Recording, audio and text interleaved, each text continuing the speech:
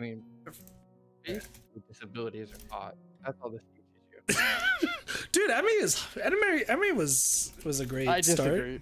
disagree. I think Emmy was a great I start. disagree. I think you chose one of the worst. I think I chose one of the best, but I've only played one. You, I think, know all of the words actually. No, like not all the way through, but I've seen like the important parts of each one. The important least, parts. At least you didn't choose fucking kanji. Or Kenji. Kenji, kanji. I always think it's kanji, but yeah. I think But you played Persona 4. I think Persona 4 is what you're thinking of. Problem. All right. Yeah, so do you want to explain how long you've been waiting for this? God, when did I watch? I was working at my current job, so I think it's been 2-ish years. I think I was pretty new to my job because I don't think you had moved in yet. No, because So, you've asked me about this. I've known about this game Before, for 8 years. Yeah, you've known about it for a while, and then it was. You mentioned. I would say about three. I would say about 3 or 4 years ago, honestly. I can't remember how we got. Because on that conversation. I think that like I did stream it, and then later on in the year, that same year, because that's when you like kind of came back or like we like reconnected, right? No. It was way after we reconnected. Way after, so I would say maybe like after. 2 or like 3. I was working my current job. I've only been at my current job since 21. So say like 3 years maximum. It's been November of 21 is when I got my current job. So I really think it's only been 2 years. 2 or 3. I'm putting 4 though because it's been 4 years since I streamed this last. Somewhere between a year and like 2 years is when I was talking to Kid about this game because I think somebody talked about visual novels and I was like, yeah, no, we were yeah, okay, yeah. We were talking about visual novels because like it wasn't during like Persona or anything, but we were trying to find. Yeah, it was about visual novels that we played, and then I think you were like, "Hey, you ever play this? You ever play Katawa Shoujo?" I was like, "Yeah, I did it Emmy first." He's like, "You fucking fool!" Yeah. I think massive fool, honestly, in my opinion, to do Emmy first, but it is what it is. Fucking hell. What up, Derpy and Cheese and Sparks? Shit, this looks like an innocent game. Oh no! I know you're joking, Derpy, but no. Let's put the trigger warning out there right now. If you're not 18, get out. Just leave. If you are not, how do we live with this? Leave. That's it. That's the warning. If you're not privy to sexy times and emotional trauma. Is your Twitch stream broken? Is it? No, it's just my end. You're good. Gotcha. Just sneak peek of the game when you mentioned the other game, so I have an idea. Be gone, miners. Yeah, seriously, be gone, miners, because this game is like, if you've ever watched a like a high school drama show, but like one of the raunchy ones, like Riverdale, or what did Zendaya do?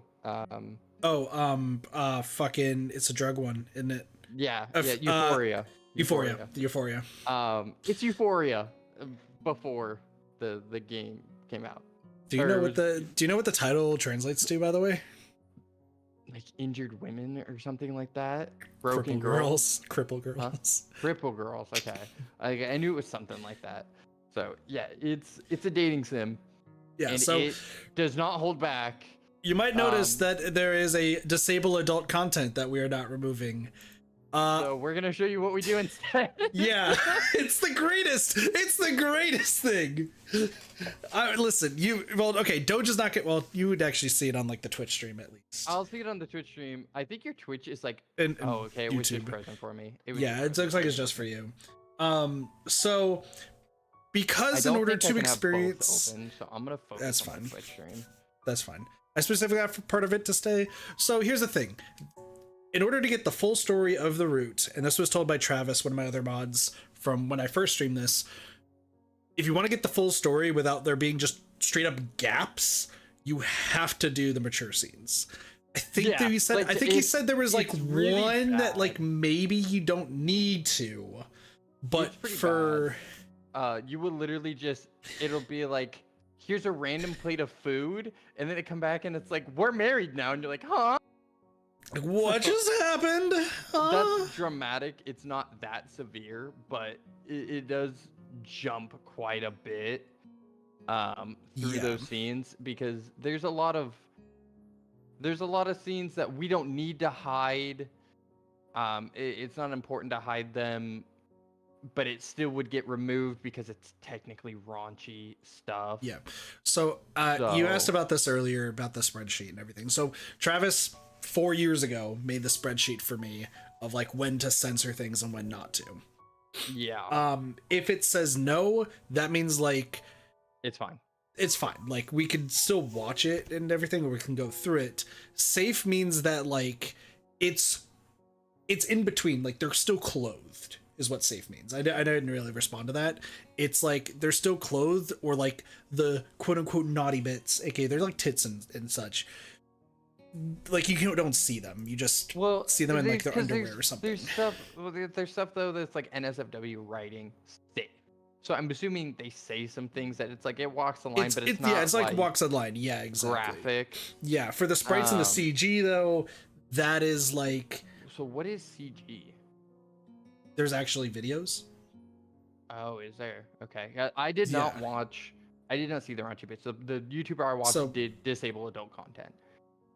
Yeah. So there are like from Emmy's route, there's 2 scenes. Or one was like the original scene for like the first part, and then the second one is when you're racing with Emmy. Which, by the way, there's a playlist of that on YouTube if you want to watch that full one. Oh yeah, and Doge loves it. Emmy. I have a clip because it was before Kit was too big, so he didn't clip a lot of things. And I have a clip of it's just his webcam. And did you put up the thing? Did you actually put it up? I haven't yet. I will soon. You should put it up so everyone understands. So we have to censor because obviously we're not going to be showing when they're having sex and such. But this is our censor. It's so good. This is our on my end. It's so good. This is our censor.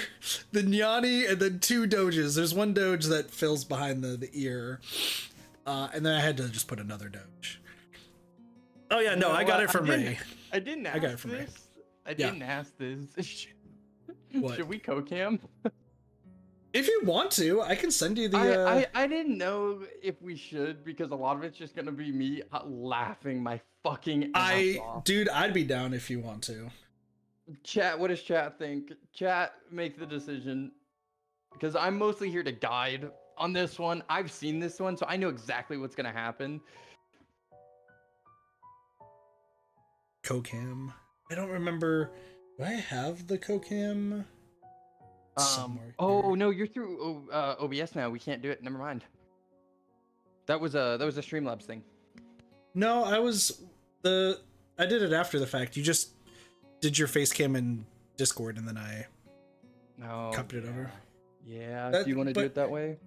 It's up to you. It's up to you if you want to. I don't think we need to. Bitch. I don't think we need to though, because I think this is more so for me. I agree.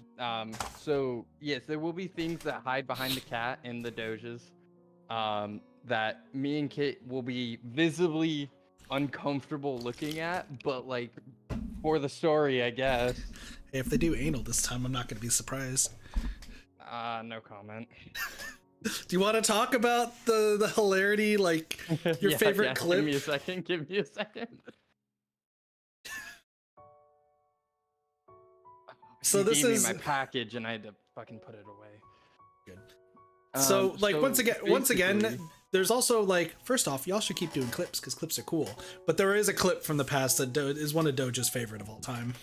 So it wasn't even a clip. I had to hunt through his fucking 2.5-hour live stream to go find this after I watched it for the first time, because I think it took you 10 parts each, which were about 2 hours. No, it took me 5 parts. Yeah, 5 parts. So I think it was a 10 hours thing altogether. So I went back, and it is Kit, and of course I don't have Kit. You're gonna have to do the motion for this while I talk about it. Will you turn on your face cam in Discord? Actually, I don't know if it's gonna let me, dude. Oh yeah, it's not gonna let me. It's not gonna let me. Yeah, you're right. But I can try to. I'll get delayed, but basically, he's looking at the cat, and he has his hands in front of it. He's pointing into each other. And then, Like, because I was trying to figure out how gay sex worked, I think. yeah, Because I'm like, what? What? was my favorite part, and he didn't do the hand motion this time. He puts the two fingers pointing at each other, and then he flips one hand around with his pointer still out and just points into the back of his hand. Oh, the back of. Oh, yeah. Oh, yeah. Listen, I was an innocent lad back then. Oh, as innocent as I can be 4 years ago. That was fucking hilarious, and I love every moment of it. Oh, there's some but yes, clips. this game just one last time gets weird. It gets sexual. If you're not comfortable with that, if you see the cat pop up, just mute. And when the cat disappears, unmute the stream. That's the best advice I can give. That's what we did last time for Emmy's route. That's what we recommended. However, people really enjoyed the facial expressions of what I was witnessing, because obviously we are seeing. Stream is seeing censor. I am seeing nudity.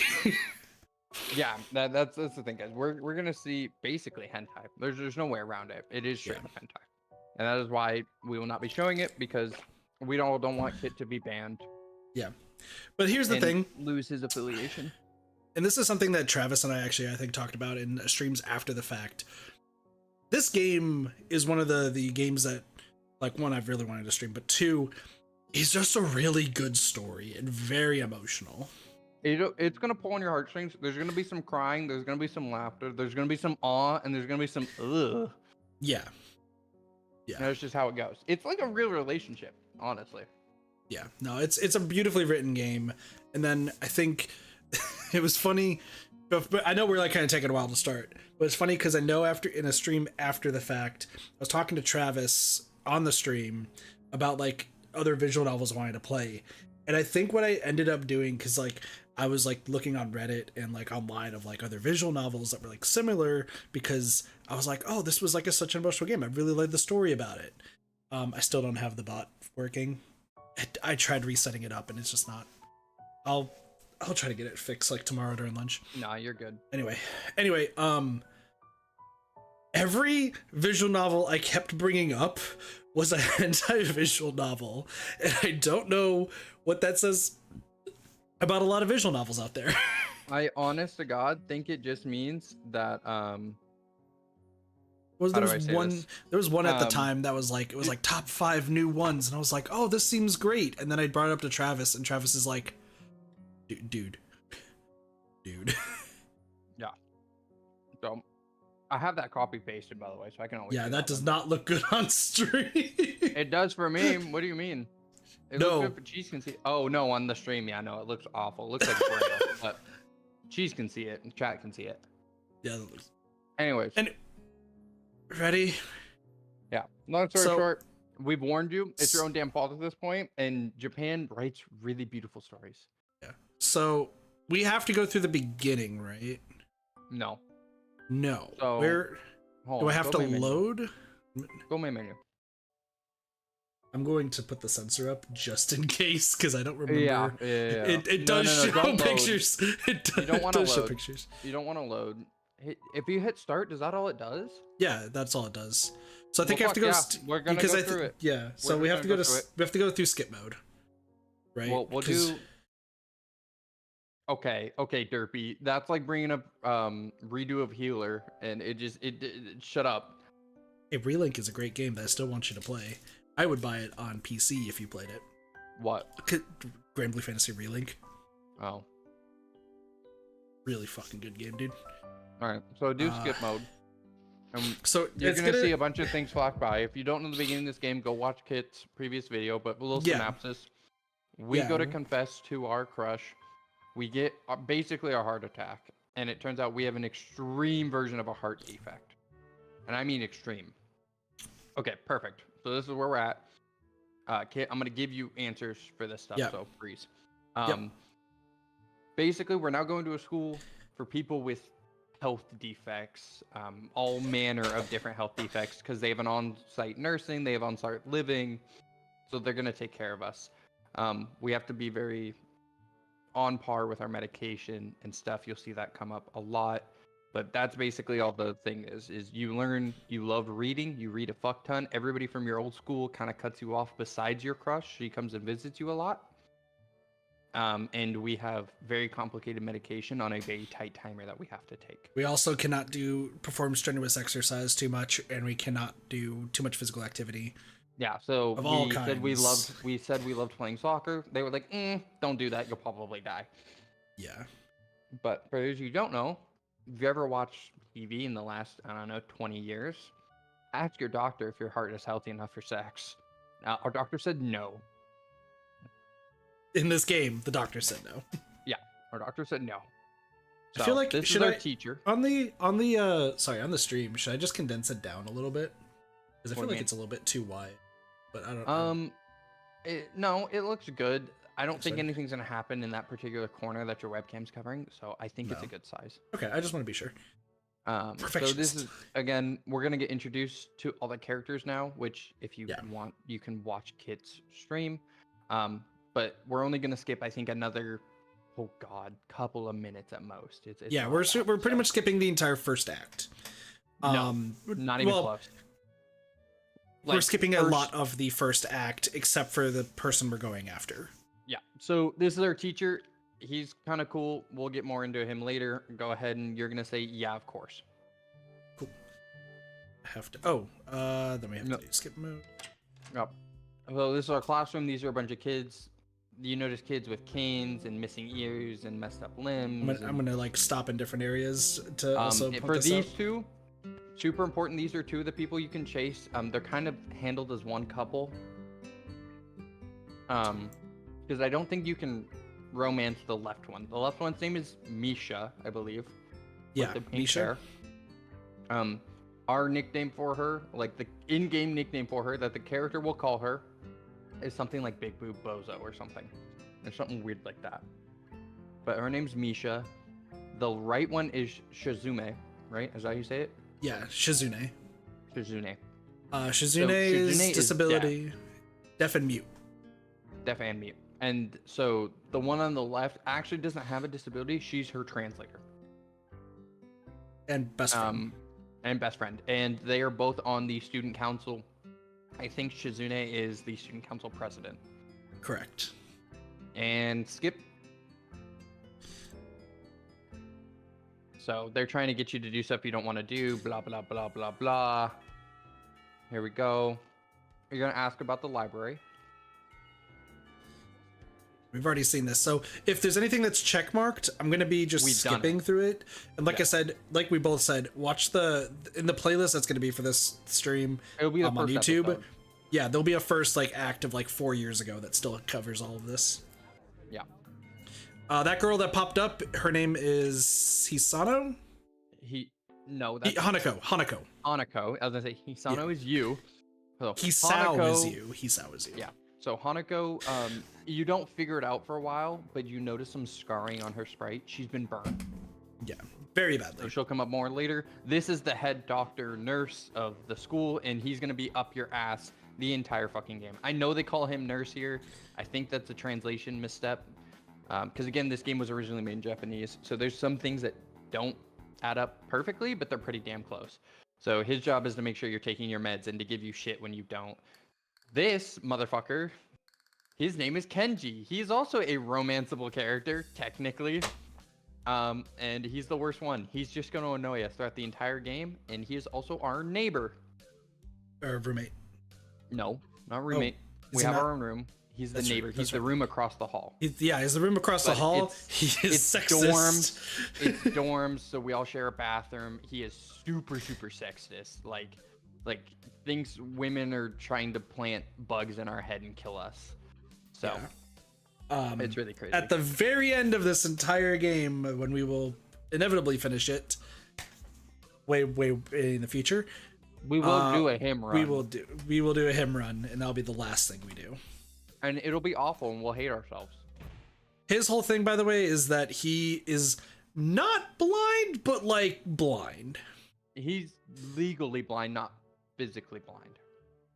But like it borders So on the edge of it. he can see colors and like shapes, but it's really, really rough. So anyways, again, they're talking to you about the school, kind of teaching you what's going on. And they want you to join student council. That's their thing. They're trying to trip you into getting in the student council. You're going to play defensively. Also, I have to keep, once we get to like the new scenes, I'm going to keep pressing escape because there is an Act 1 thing that we probably should block. Okay, here we go. So this is the girl that Doge wants me to date. This name is Lily. You get this no matter what. So this part will be in the original video, but do you want to go? Nope. Okay, Kit does not want to go through it. No, because we're pretty much just... Lily's blind is like actually physically blind. Like there is nothing. It is darkness. Here's the librarian. Again, she pops up a couple of times, but she's the librarian. She's kind of stumbles a lot and is a little bit dumb and clumsy, but she's a librarian, and you find out Lily loves coming to the library to look for her best friend, who is what we're doing here, which is the burned girl we talked about.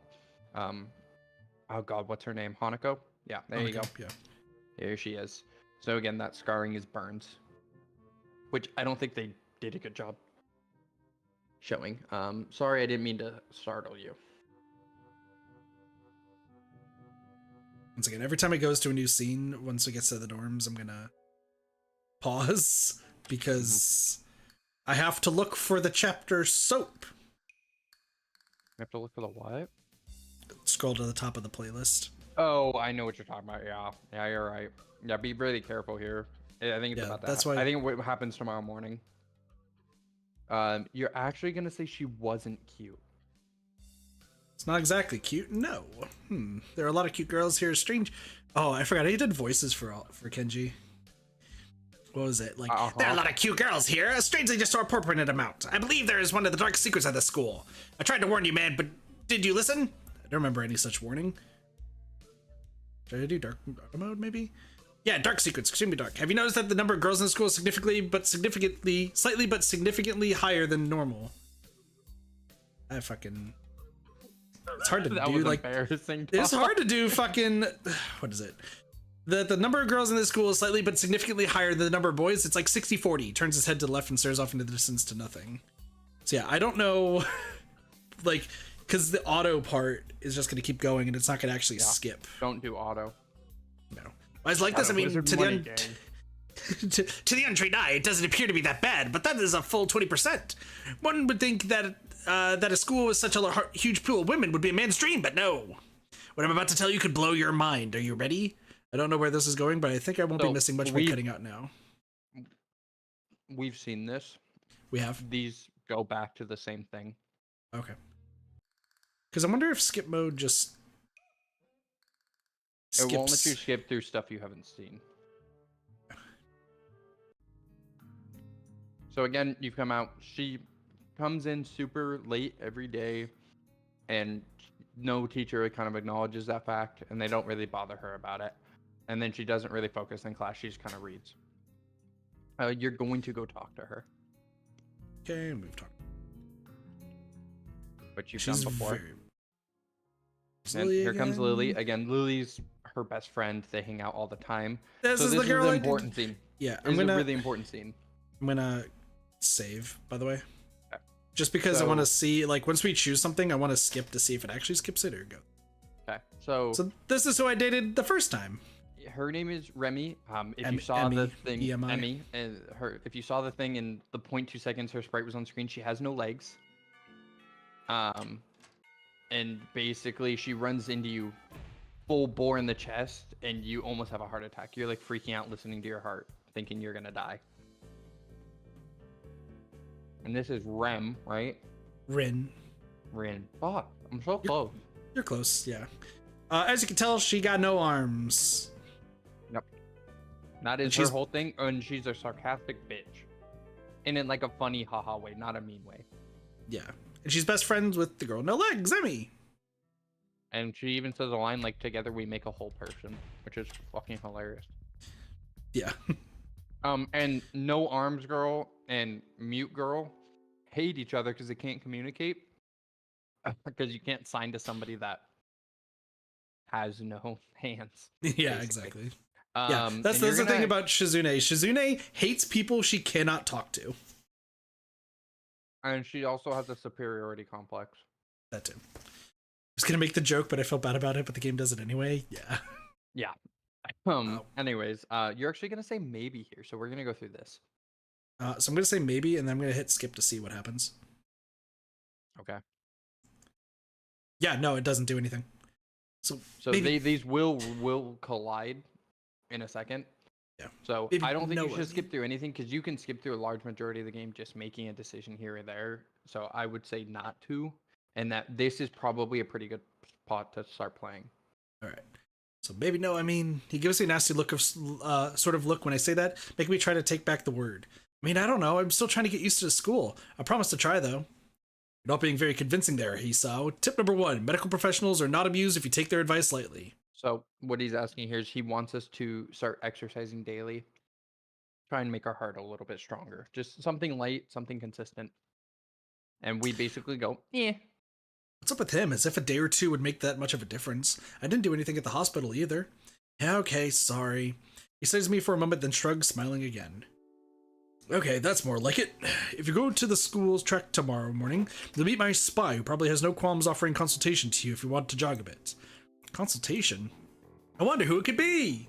See you around. And now we get to talk to Rin. Yep. He leaves with a wave of his hand and no answer. I walk to Rin, who has been waiting, idly leaning against the hallway wall and staring at the pale light fixtures in the ceiling. Even when I approach, she doesn't move her eyes off them. You getting medications for your heart thingy? Listening? Yeah, I think I did like just kind of a bored voice for Rin. Been a while. She is bored. She's bored as fuck. Bored all the time. You're gonna have to tell me who you want me to read for. If you want me to read for the main character or something, just let me know. Who do you want to read for? I'll be damned if you get me to do a Lilly voice. So I'm not letting you be Lilly for a plethora of reasons.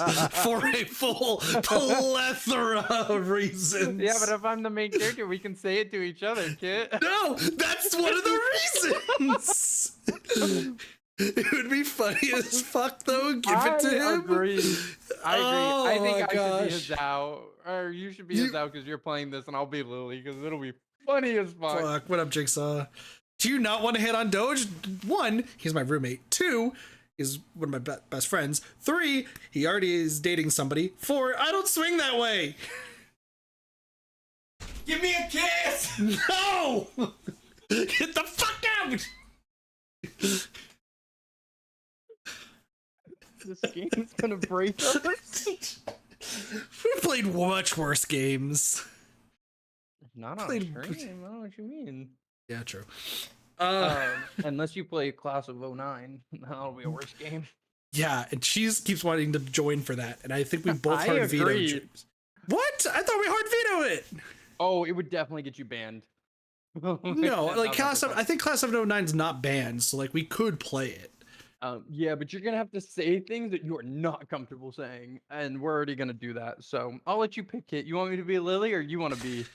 You be Lilly. You be Lilly, and Muto, and Kenji. Oh, you want me to be the teacher? Fuck yeah, teacher. Yeah, so you'll be Lilly, the teacher, Muto, and Kenji, and then I'll be Hisao, the nurse.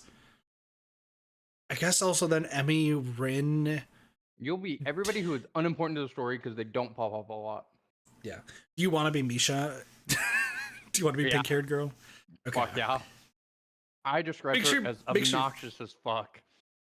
Make sure you write down who we are. I might be in pain for 4 weeks besides you got last treatment and Crash Insane. Nice. All right. Dog, I'm not going to remember. You're going to have to prompt me. I'm sorry. This is Danganronpa all over again, which we still need to get back to. There's only a few main characters here. It's gonna be the protag, Hisao. It's gonna be Kenji. He's gonna pop up quite a bit. Muto, Misha, who is also Shizune, and then Lilly and Hanako. Hanako? Hiniko? Hanako? I think it's Hanako. Hanako. I'll bounce back and forth on how I say that. I'm writing down.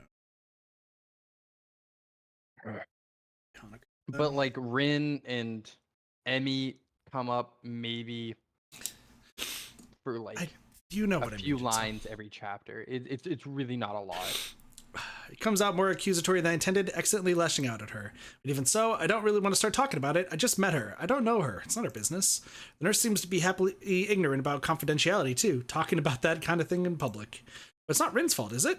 I look up at her, suddenly feeling a bit guilty, but Rin is just staring past my shoulder quizzically, her head tilted like a bird's. I don't know why this is so hard for me. It feels like there is some inexplicable lock that prevents me from being more upfront about this. Yeah, they're from my heart. Make you better? No, not really. They just make me a little less worse. Rin keeps looking at me for a while longer, and she neither says anything further, nor displays any kind of emotion I could discern. I'm thankful that she doesn't. I think I'm still not quite used to all this. At the hospital was easy, but I still haven't sorted my feelings about having to live a normal life with this disability. Oh yeah, if that's not obvious, since everybody has a disability in this school, the whole feeling of like, well, I don't want to tell you because I don't want to get pity does not exist. Yeah. Nobody cares. We leave Like, the main at building, all. and Rin leads us onwards towards the dorm. Oh, this is her mural. That's right. I think we can skip past this, couldn't we? Yeah, this links back to doing the same thing. Yeah, this is just she essentially is a painter, is who Rin is. So she paints this mural for a festival. She paints with her feet. Soap, not soap. Yes, soap.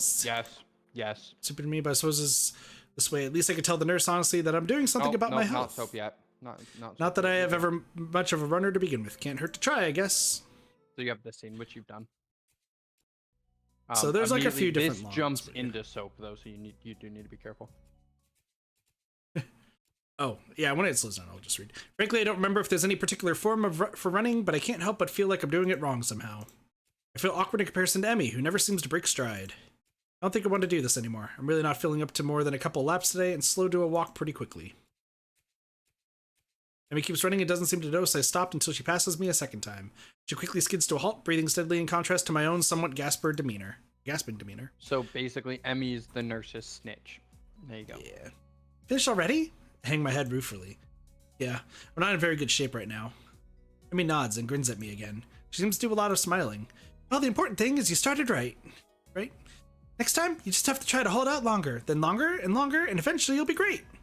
I'll keep that in mind, but I think right now I'm gonna go get ready for class. Shouldn't you? Emmy shrugs unconcernedly. Nah, I got plenty of time. I notice that she's not wearing a watch. Are you sure? Another careless shrug. Not really, but I gotta finish my routine. See you later, Hisao. Yeah, see ya. Oh, apart from feeling more tired than before, I don't think I accomplished anything today. I'm so out of shape, it's embarrassing. The whole thing might have been a waste of time. I'll find some other way. And then... Yep, soap. Alright. Sensors up! Honestly, you'd probably be okay with it. Nah. For those of you who don't know what's happening, we're taking a shower, and Kenji came to say hi. And he's got a leaf. Yeah, he's naked, and we're also naked. You've played this scene though. I know. Skip it. I was gonna make a joke about a small leaf. Stop. Uncensor. Okay. If I remember right, we no longer have to censor until Act 3. Yeah, Act 3, correct. So.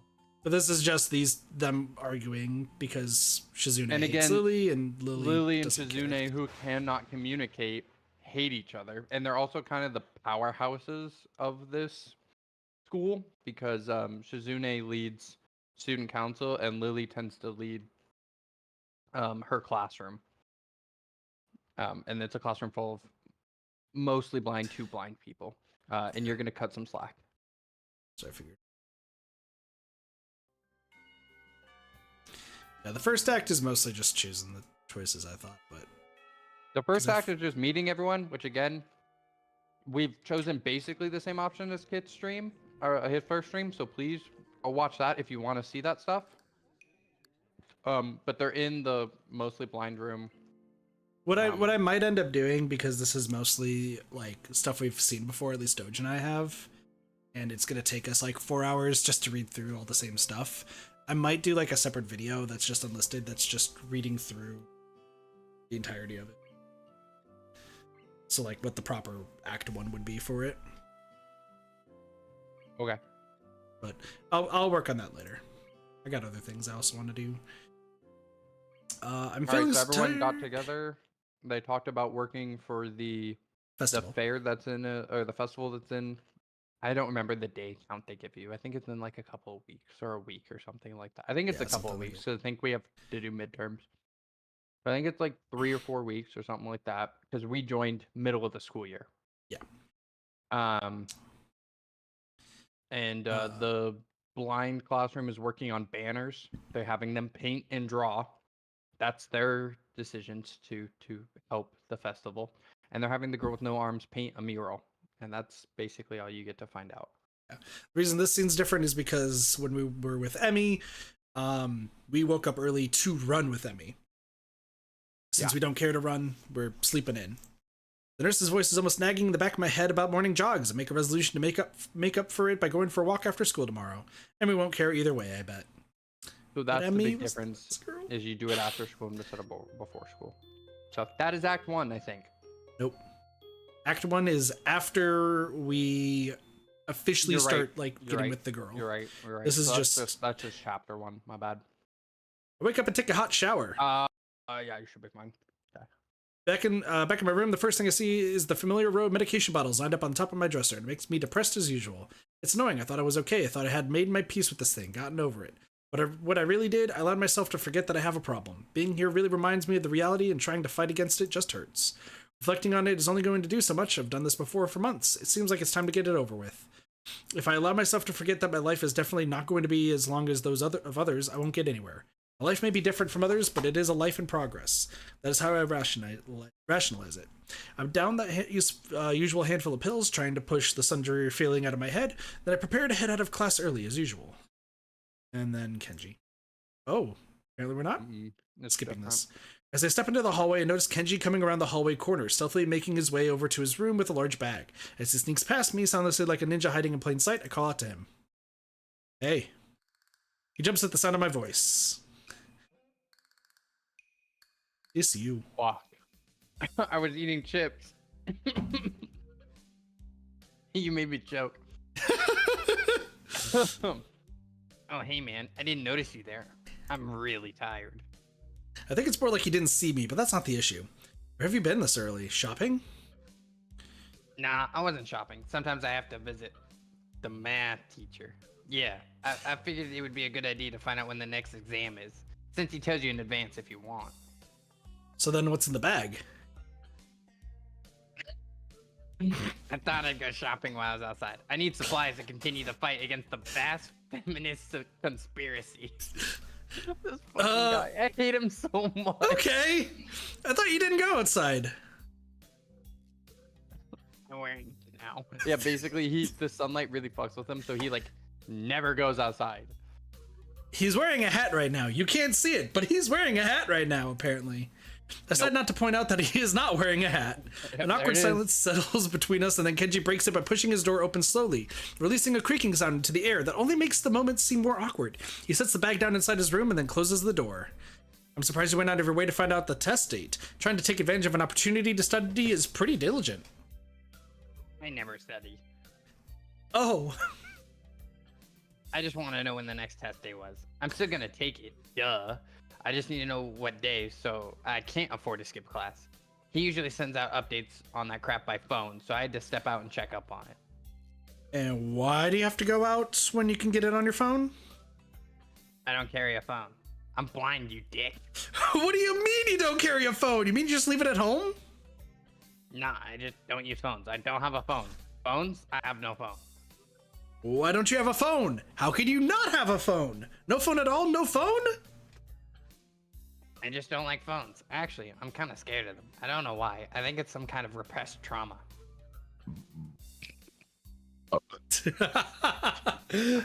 God, this voice. But basically, when I hear a phone, I get nervous. It's my darkest secret.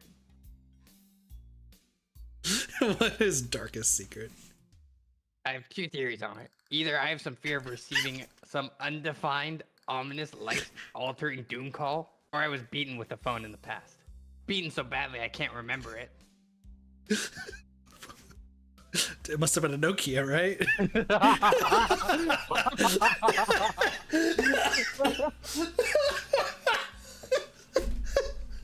Oh God, we're going to hell. We're just going straight to hell. Do not stop it. Go straight to hell. If we don't collect $200, beaten in the head. Well, where else could I get beaten with a phone that would make me so unable to remember it? The ass? I mean, oh God. Oh, Derpy, I know Weirdly what you're enough. referring to. I can't remember. Is it South Park? I feel like it's South Park. Probably a South Park game. That sounds like it. Gosh, so, you know Tom Scott, right? SDF movie. movie. Oh yeah. So he has a side channel that's called Tom Scott and Friends. Okay, and he did a video. This is just reminding me because it's so funny in the fucking video. He did a video that like was supposed to be a sponsored video about a website like that was supposed to be better than Amazon. If you know, you know. If you don't worry about it. Oh, I know. But what he you're referring to. but he pulled out and decided to just make it its own video while just removing anything related to the brand because the brand also like pulled out and everything. Yeah. And one part of it is it was like determining, is this a sex toy or is it not? And one of them is like this metal thing that looks like a crown. That's probably the size of like your regular donut. That's a sex toy. Oh yeah, no, if I'm bringing it up while Kenzie's talking about what he's talking about, that's all I need to say. In the ass.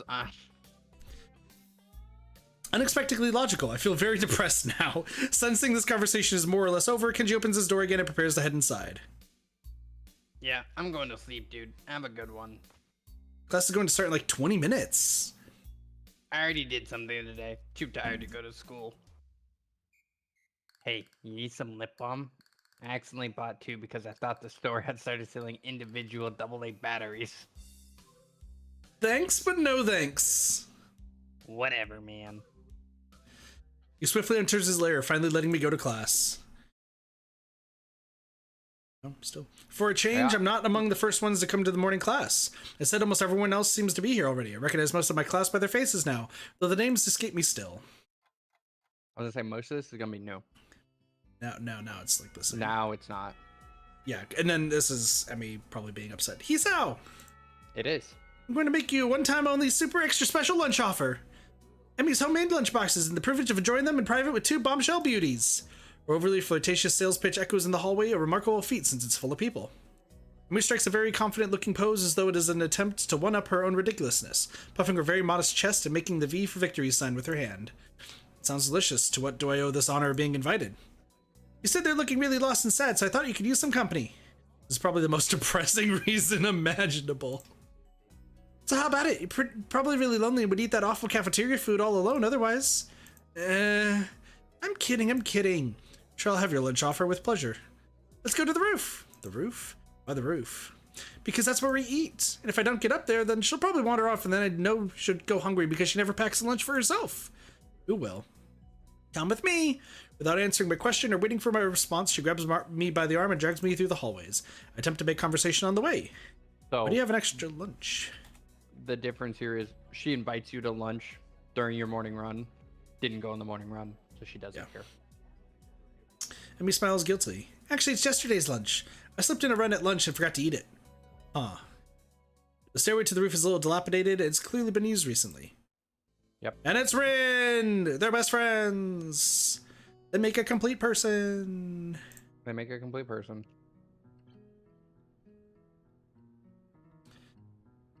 I still think Emmy's the best. So, you have lunch with them, you talk a little bit. Nothing really important is talked about, just kind of about their disabilities and what they like to do at the school and how they're friends. You stumble on Hanako reading in the library, and she gets scared and runs. That's kind of her usual gist.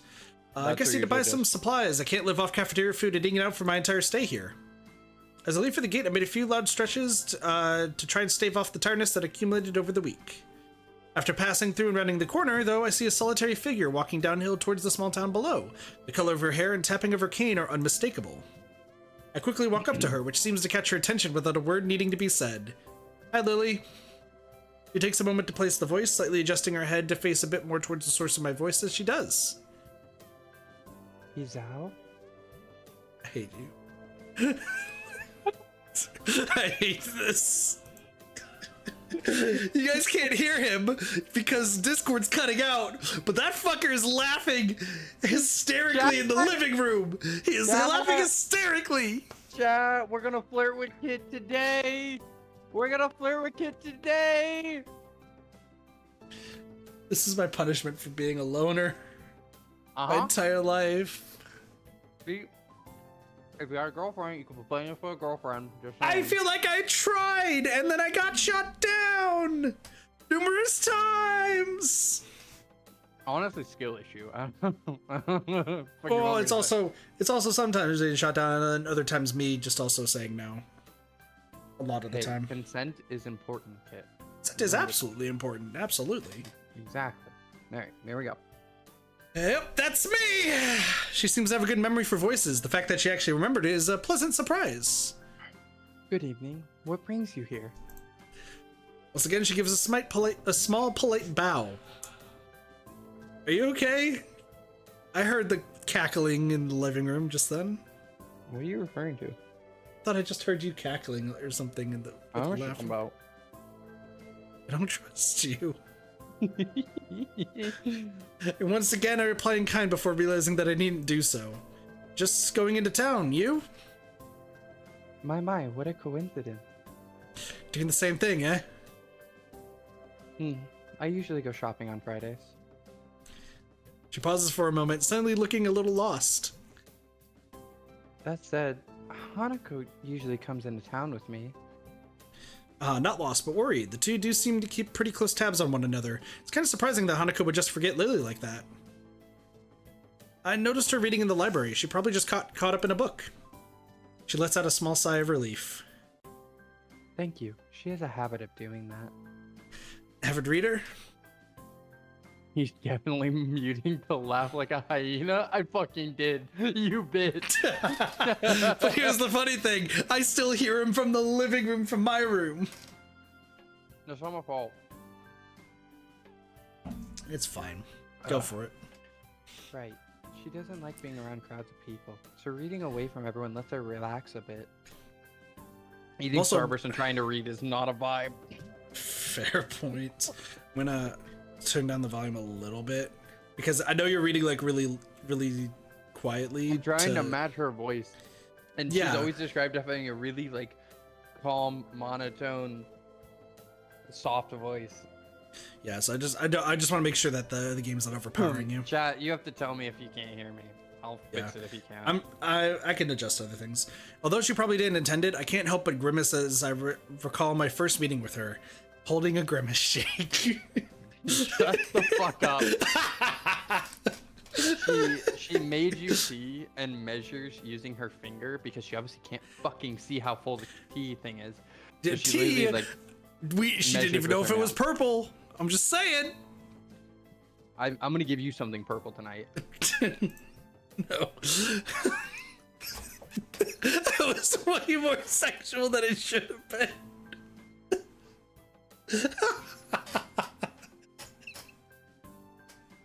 At least she didn't make you mystery food X. Oh god. I don't know about that one, Doge. I don't. Look, y'all a bunch of haters. Don't worry about what Kit does to pay the rent, alright? Hardly wanting to bring it up, I remained silent as we could quietly continue to walk down the quiet road. Tack, tack, tack, tack. Oh, With the don't road- worry, it gets brought up. With the road bereft of cars and the students of Yamaku increasingly far behind us, the quiet rustling of the leaves and the measured tapping of Lily's cane against the sidewalk are all that can be heard. It's kind of nice, especially compared to the hustle and bustle where I used to live. You know what? I'm also gonna do something. Sorry. I'm gonna no longer capture the cursor. He's gonna do. No, I'm removing the cursor being visible. Oh, I enjoy the capture cursor. For story games like this, I feel like it's distracting. Which is nothing. Me. Before I know it, I've relaxed so much that a loud yawn escapes before I can control it. Tired? Yeah, I've been running ragged these past few days. That's an understatement to be sure. Transferring into a different school would be bad enough, but nothing like this. Well, hopefully everything should settle down for you.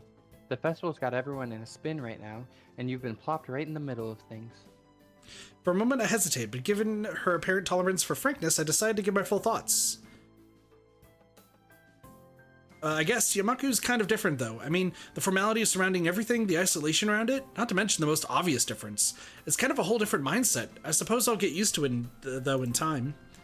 She gives a matter-of-fact nod, apparently pleased with my answer. It feels almost as if she's included me in the flock of students she's shepherding, along with Class 3-2 and Hanako. Yeah, because she's the representative of Class 3-2.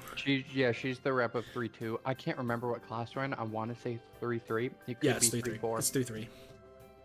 Well, not that I mind. It's nice to get the thoughts off my chest in any case.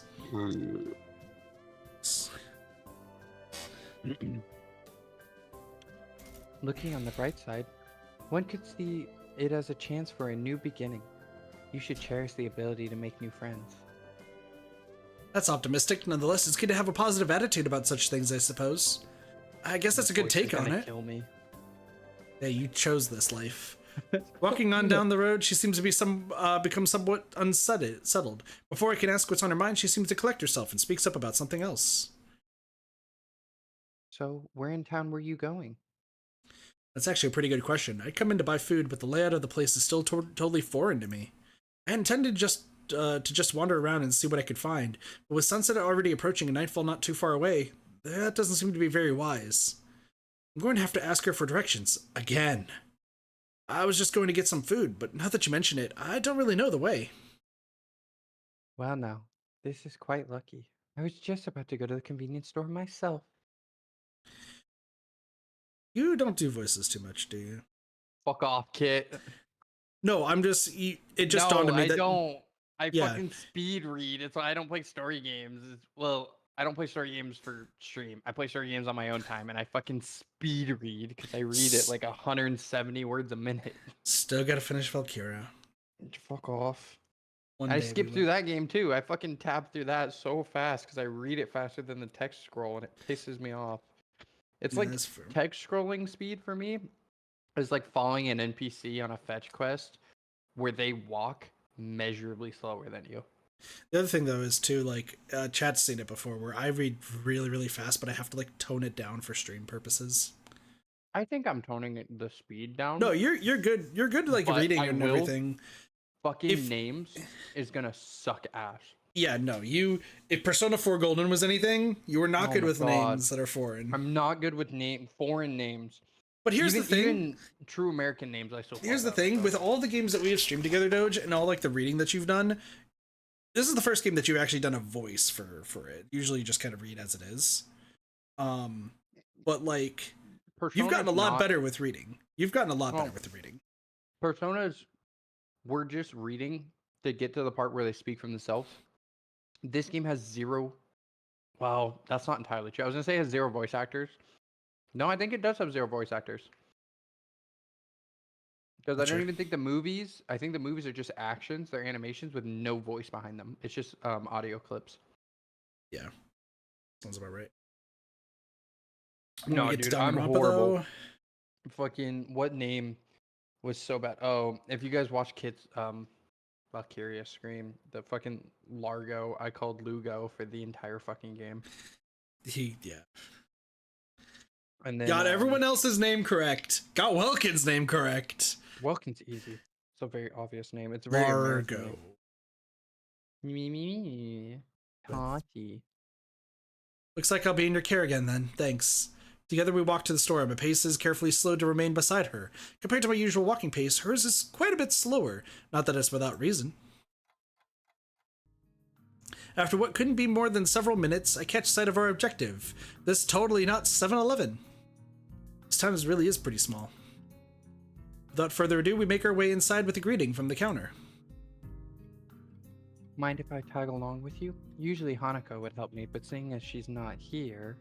It takes a moment before I realize what she means. Considering she wouldn't be able to read any of the labels, shopping without any help would be a big pain for her. That said, I can't shake the feeling that she'd had this idea since said I was coming here. Sure, it'd be my pleasure. I grabbed 2 well-used red baskets for the small stack beside the entrance, handing one to Lilly. She lays it on the ground, putting... They did their fucking research, because she operates like a completely blind person in her mannerisms and how she does shit. And if you haven't seen how it goes before, it's fucking mind-boggling. Just the little things they do differently, and it works. She lays it on the ground, putting her school bag in, retracting her cane and sliding it through the basket's handles before picking it back up in her right hand.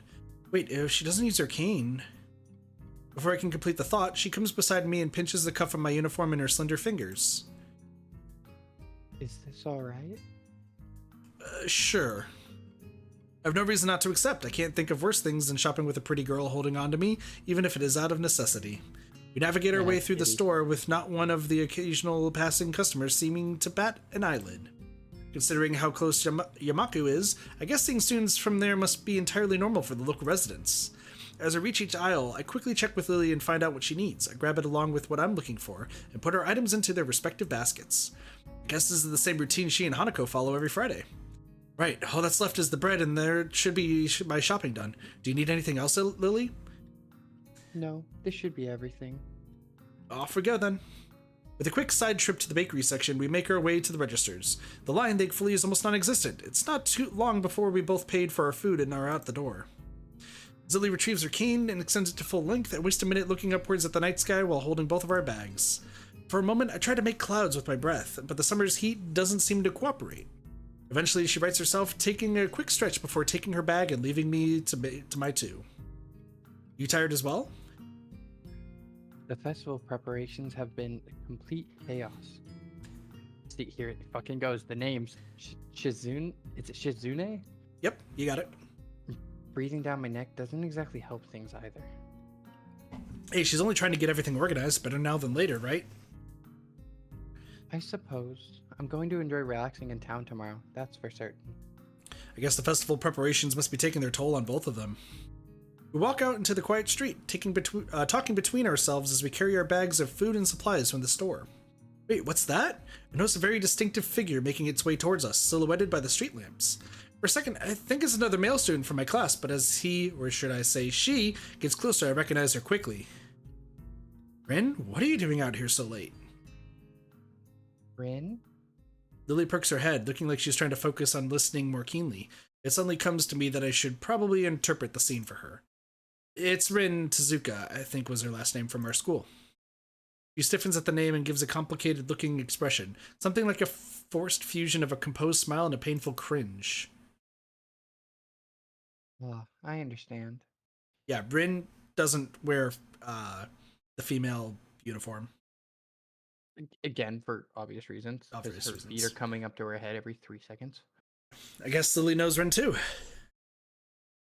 Rin turns to look at us, looking terribly out of it. I'm not entirely sure if she recognizes either of us, or at least she doesn't acknowledge it if she does. She looks like a zombie, or a statue of a zombie. But slowly some symptoms of understanding seem to light in her dark eyes. This is something she must react to. Rin blinks once, very thoroughly. Hello. There's an awkward pause, everyone waiting for someone else to say something. What are you doing here this late? I was wondering about that myself too, just now. Some people asked that just before. I assumed they were wondering the same. I didn't know. They didn't know either. I asked, that's why I'm wondering. So that was pretty much it. It's a murder mystery without a murder. I am assuming Rin has some sort of insomnia or something, but I've never done Rin's line to figure it out. Got 3 other routes to do after this one. Yeah. They were going that way. She turns facing to her right in order to demonstrate the directions the other people went to as if that was important. It rotates back like a mechanical puppet and one of those overly complicated clockworks. For a person who gives an impression of being the quiet type, Rin really does use a lot of words to say things that don't need a lot to be said. Unsure if she's finished, I say nothing. Neither does Lilly, who seems equally robbed of words for the time being. I think that both of us are in fact just scared that any response might provoke her to continue. Her stupefied lack of reaction doesn't faze Rin at all. She keeps looking at us expectantly, a calm hint of expression on her blank face. She seems to be that kind of person, always so relaxed. As if bull elephant grade sedatives were flowing in her veins in the place of blood. Do you have amnesia? I don't recall you having anything of the sort, though. No, I don't think it's that. The other passerby would probably just worried, though. You do look really lost the way you're standing in the middle of the street. Oh, I see. Maybe I should have taken some other kind of pose in that case. I pondered for a while whether I should chase this angle further or give up for the sake of my own sanity. I decide on the latter. It seems that most of the time it's better to not read too deeply into what Rin is babbling about. Talking with Rin is like playing chess with a supercomputer who does seemingly completely random moves as if to mock everything you know about chess. It's like that, except with human interaction. I feel like that's a fair description. It feels pretty valid. And even if I win, it feels like losing. Damn, it's just like Kenji said. Even when I win, I lose. Is this the power of the girls of Yamaku? Kenji was right! I don't believe it! No! Where's our tinfoil hats? Been bamboozled. I pushed the thought aside as too dangerous to consider further. It's probably just Kenji's anti-female propaganda getting to me during a moment of weakness. Damn. Yeah, maybe taking another pose might have worked. So anyway, you have no idea what you're doing here? She frowns, looking extremely displeased at either my question, its consequences, or the answer she is about to give. I do have some idea. I can't really tell what kind of an idea. That sounds like progress, at least. Totally forgot I was reading. Lilly sounds as if she spotted an opening for some kind of discernibly normal conversation. I can't say I share her optimism. Yeah, there's some, definitely. The rest will come later. I'm sure of it. I always have reasons. The ensuing silence kills Lilly's hopes all too visibly. That didn't last long. Rin's, as far as I could tell, unbased assurances aside, what should be done? We could just leave her to her own devices, whatever those are, but it's late, and I don't think we'll be getting any thanks if Rin is found standing here in the middle of the night. Which she probably will, unless she manages to remember what she was doing here in the first place. As for me trying to guess what might have been going on in her mind when she decided to embark on this adventure, the chances seem to be on par with winning the lottery. Several times in a row. Lilly is oddly quiet too. I appreciate some support from the sidelines here, especially if she's more familiar with Rin than I am. But it can't be helped. It seems her familiarity with Rin is exactly why she's staying subdued. So I assume you're going somewhere, not coming back to school. Any idea where? Her eyes widen in shock and she jolts back in a somewhat artificial way, making it seem like an act rehearsed for situations like this. Are you a mind reader? Is that your disability? How unique. No, what? Why would you think that? You knew what I was doing. Yeah, it was just an educated guess. We walked the same street in the other direction just before to get to the store. If you're going to school, we would have met you on the way. Oh. She looks a little disappointed. Like Kenji, Rin appears quick to jump to completely irrational conclusions. Maybe something in the water here. I make a mental note to stock up on soft drinks. This is what it's like going to a rave. Aren't you going to another one this weekend? Yeah, Friday. Gotcha. Is it just this Friday, or? Yeah, it's just a small one. Gotcha. You know, that's the second time this week that someone asked me if I was a mind reader. Do I really give off that impression? Rin shrugs her shoulders, which is all the answer I get. You know? Maybe you should come with... Wow. Maybe you should come with us back to school. Lilly interjects just as I'm about to further debunk my alleged mind-reading capabilities. She sounds rather concerned, the paper-thin smile on her face badly disguising that fact. Maybe she came to the same conclusion as I did. For everyone's sake, I decided to let the mind-reading topic drop, as it's entirely inane anyway. Yeah, Lily's right. If you can't remember, there's no point staying here. Rin considers this rather simple deduction for a moment, then nods. Okay. To the school we go! We start to get towards the school again, having wasted way more time than necessary with this episode. Rin walks along the edge of the sidewalk in her rhythmic way, looking like a mix of sleepwalker and rope dancer, while Lilly keeps one hand on my shoulder, tapping at the ground with her cane. Tap, step, step, tap, tap, step, step, step. Apart from that and a few fragmented beginnings of conversation, it's quiet. Quite apart from the relaxing one into town at that. So how's the mural going? Going to get bad luck. Never talk about work in progress. I'm sure it'll be wonderful. Bad luck. Tap, step, tap, step. She doesn't care to talk about it. Lily's politeness feels out of place for the first time. Step, step, step. The hill Yamaku rests on top of is surprisingly steep. Going uphill, we slow the pace, but I still feel my pulse rising and breathing getting heavier. Almost there. I can see the gates already. More than that, though, I notice that Lily's hand slightly tightens on my shoulder. Interpreting it as a gesture that she wants to ask something, I speak up. Anything wrong, Lily? Resist the urge to say, aside from our traveling companion, but only just. Damn, throwing Rin under the bus. It's fucking deserved. I don't feel bad. For a moment, she seems to debate whether she should even bring it up, but goes for it anyway. Is everything alright? Alright, how do you mean? The fact I can't interpret her incredibly vague question puts her off for a second. It's just, you seem unusually tired, I guess. Now that she brings it up, I notice that my breathing is strangely heavy. The uphill walk has really done a job on me. Lily noticed it all too quickly. I'm gonna ask you what you want to respond, and then I'm gonna tell you what you should respond with. Oh, so this is gonna be the same as Persona 4. Where roles have reversed! Let's go! Sorry, I'm not in very good condition. Yeah. It's alright, I just need to catch my breath. My condition isn't the best these days. Oh. Is it something that is related to you being transferred here? I mean... I think at this point, only Shizune, Misha, and Emmy know what's wrong with Isa, right? And Rin. I don't think Rin knows. Rin knows. She heard us talking to the nurse. We literally just watched that scene. Oh, that's right. But Hanako and Lily have no idea. They never really find out until you tell them.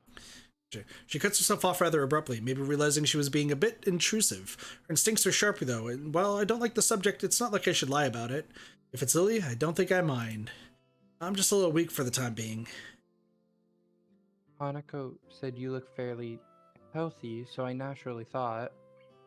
Lily doesn't finish her sentence again, letting it trail off with a measure of concern. As she furrows her brow, Lily's uncomfortable expression spurs me to say at least something to ease her feelings. It's surprising she's this flustered, considering her straightforward attitude with her own blindness. She must know that not all share her own comfort about such things. No, it's okay. I have a pretty, I guess the best way to put it would be messed up heart arrhythmia. I have a bad heart attack. I had a bad heart attack a while ago because of it. I spent most of the spring in a hospital, ended in Yamaku on doctor's orders. All from trying to ask out my crush. I think the crush invited you there, if I remember right. I think she gives you a note.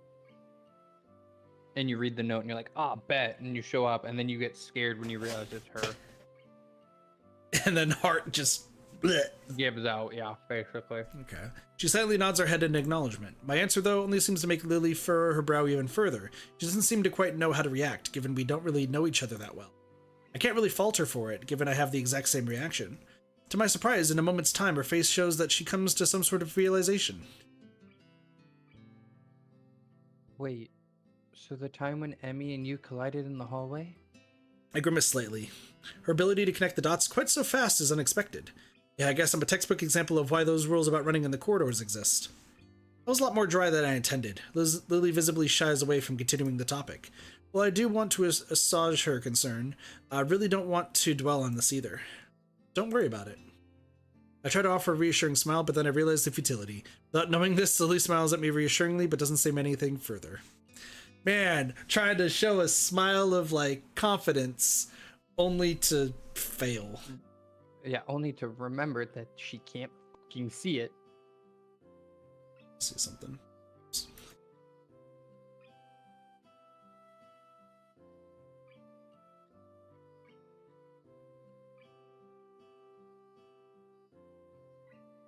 I think this is better. I disagree, but I just, because like I feel like it was just being way too wide. I disagree. To put it this way, I'm not playing full screen right now. Oh, gotcha. I understand now. Keep going. Yeah, the box. Put it this way: the size you're seeing now on screen is the same as the box I'm reading from. Why? Because if I expand it, there's no graphical options, and everything gets pushed to the wayside. Gotcha. So that's why I was like looking at this, like, should I change it? So this should look a lot better. since it's in a square. Arriving at the dorms, Rin stops in front of her mural as if lightning struck her. She had been so quiet for almost all the walk back that I had all but forgotten she was here. It's Friday, isn't it? Bye, Jigsaw. Take it easy. Go for it, Doge. Yeah. Friday, the 8th of June. This is bad. Bad? Why? I think I'm going to go into fetal position and throw up. Possibly in reverse order. Is something wrong? No, nothing is wrong. It's Friday and nothing is wrong yet. This mural, it's going to need to be finished by Sunday, so everything's alright. You have any drugs? Or a time machine? This is not good. Not good. She's so behind her schedule, recalling Shizune's exasperation at Rin's carefree attitude several days ago. I don't know what to think. She's left herself open for a told you so, unless she can pull off whatever she needs to pull off by Sunday morning. Rin keeps staring at her mural, looking as mortified as she can. Leave me. I'm gonna need to work for a while. I glance at Lilly, expecting her to share an incredulous look with me as I roll my eyes, but then I realize she's not one to do that kind of thing. Leave me. We do, of course, not wanting to aggravate her any more than she already is. There was a churning bad feeling in my gut. Rin sure has a knack of making people feel worried about her. She seems like a person who should never be left alone. Maybe we should call someone? She sounded like she was going into shock or something. I'm sure she'll be just fine. She's just a... how to say... Lily cocks her head a little, trying to find a polite way of calling Rin crazy without calling her crazy. Unique? Yes, a very unique person. I guess you could say that. She giggles at the notion melodiously, nodding in agreement. Sorry about leaving you stranded as you talk to her. I don't really understand her, so I keep my distance. So my guess was right. Lily offers a slight apologetic smile as if she was sorry that her own shortcomings had prevented her from becoming closer to Rin. I'm not one to blame her, at all. Lily lets slip a long breath, probably a disguised yawn. I imagine she's exhausted by all this as I am. I'd better leave now and give these to Hanako. Thank you for the company, Hazao. She smiles very sweetly at me. It feels different than normal, despite the fact that she seems to be smiling so often. I can't put my finger on what the difference is. It's just different. Relaxed, I'd say, but that's probably just relief over getting rid of Rin, maybe. Yeah, good night. Say hi to Hanako for me. I will. Good night.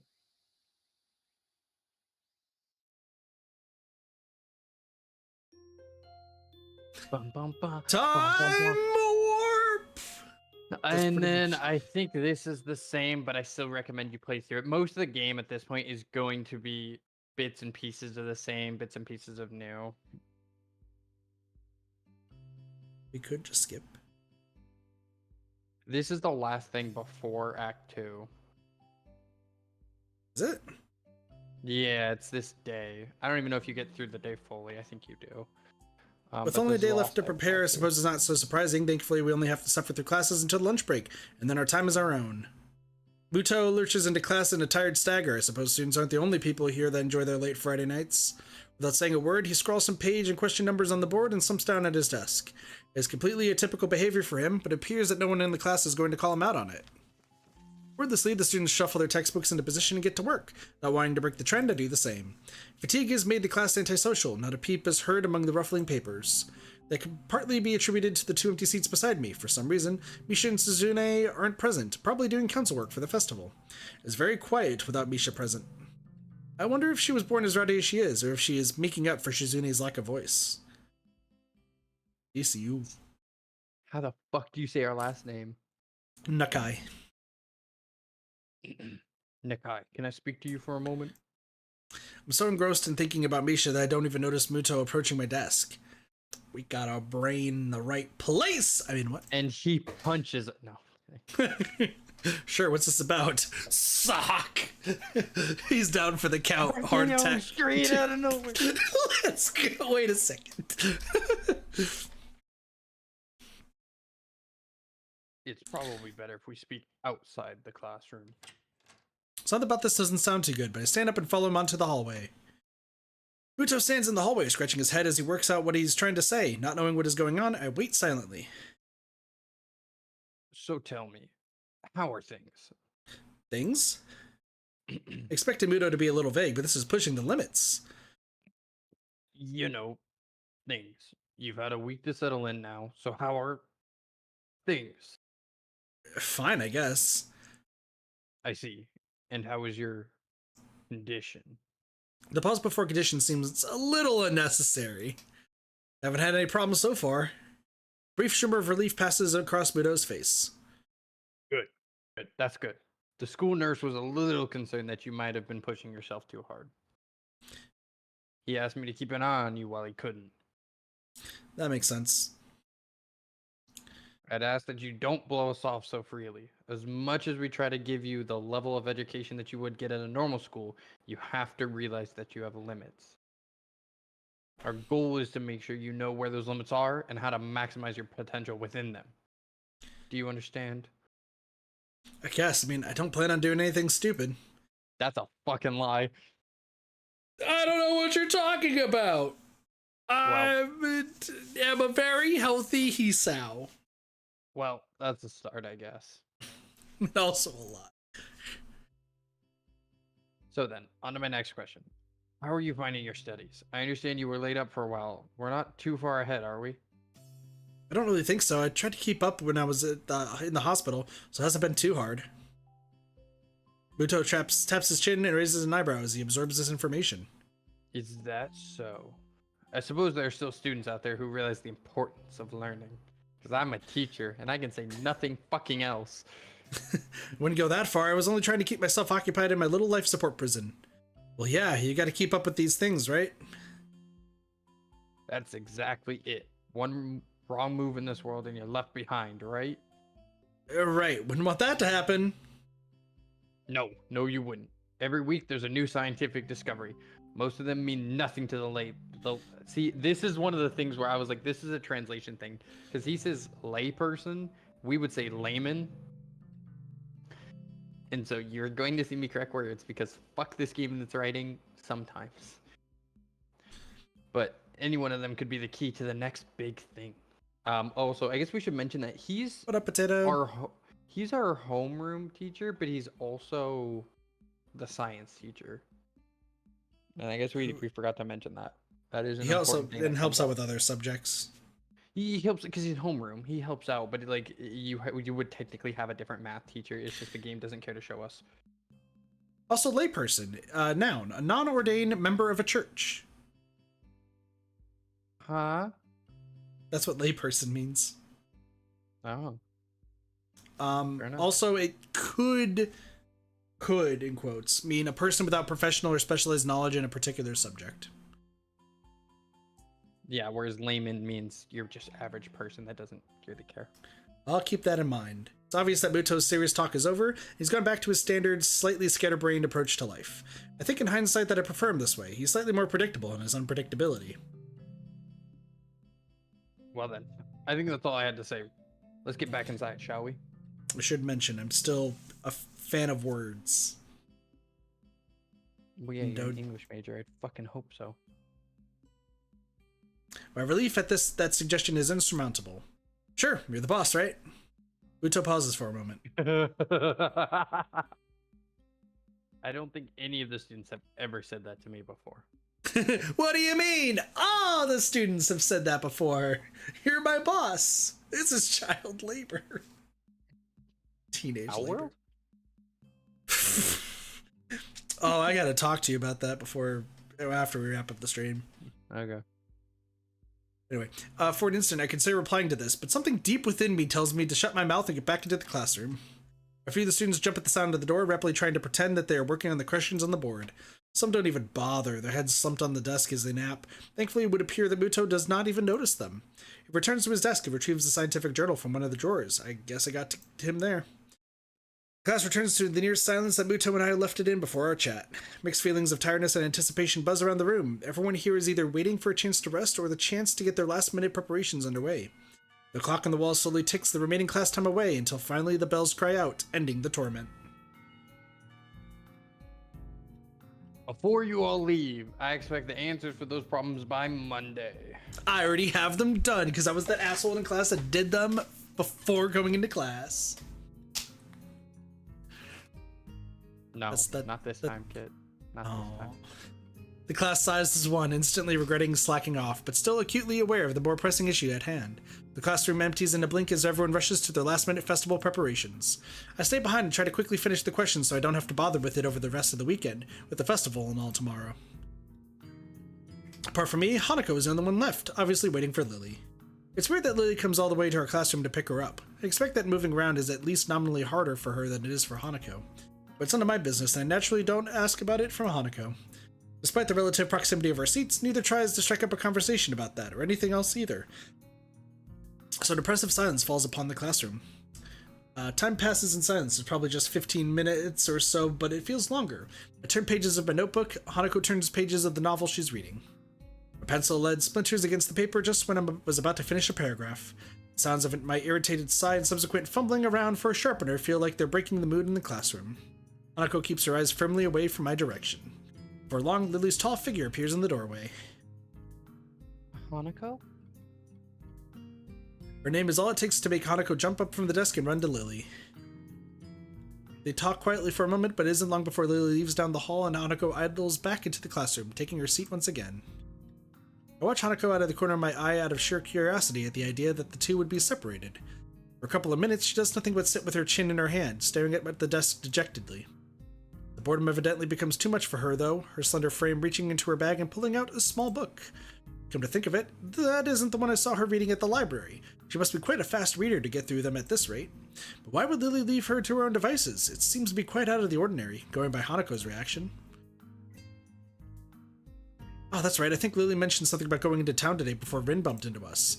The thought of that walk makes me look outside. The bright sun and occasional people wandering around and enjoying the afternoon make me yearn to get out of school, or at least do something other than sit here.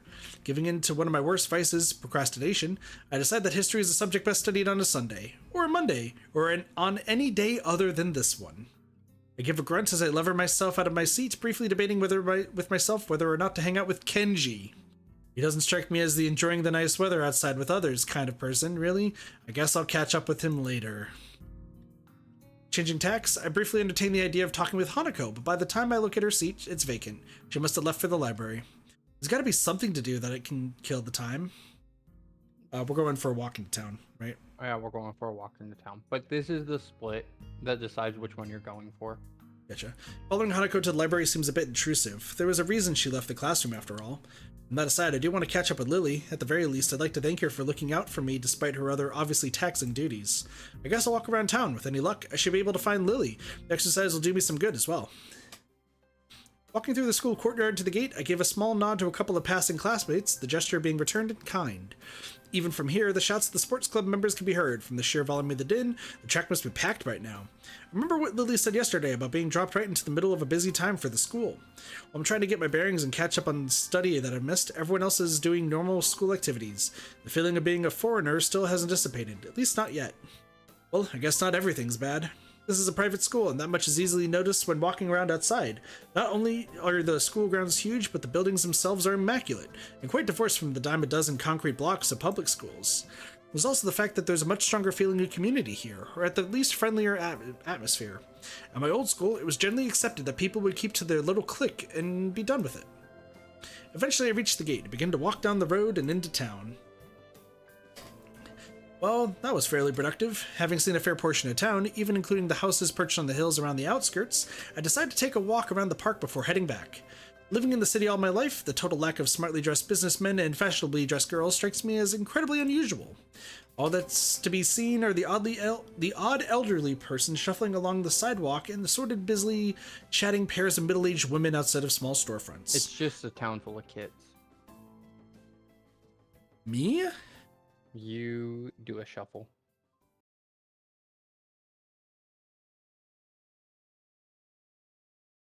I don't know how I feel about this. Probably depressed. Probably deserved. I'm not that socially awkward. I am that socially awkward. I was gonna go with old, but socially awkward works too. I'm not that old, I swear. I don't know why I did like a whatever. Every time I see the ... especially from Chizude talking, I think back to Persona and I just want to go That was not what that was from, I'm pretty sure.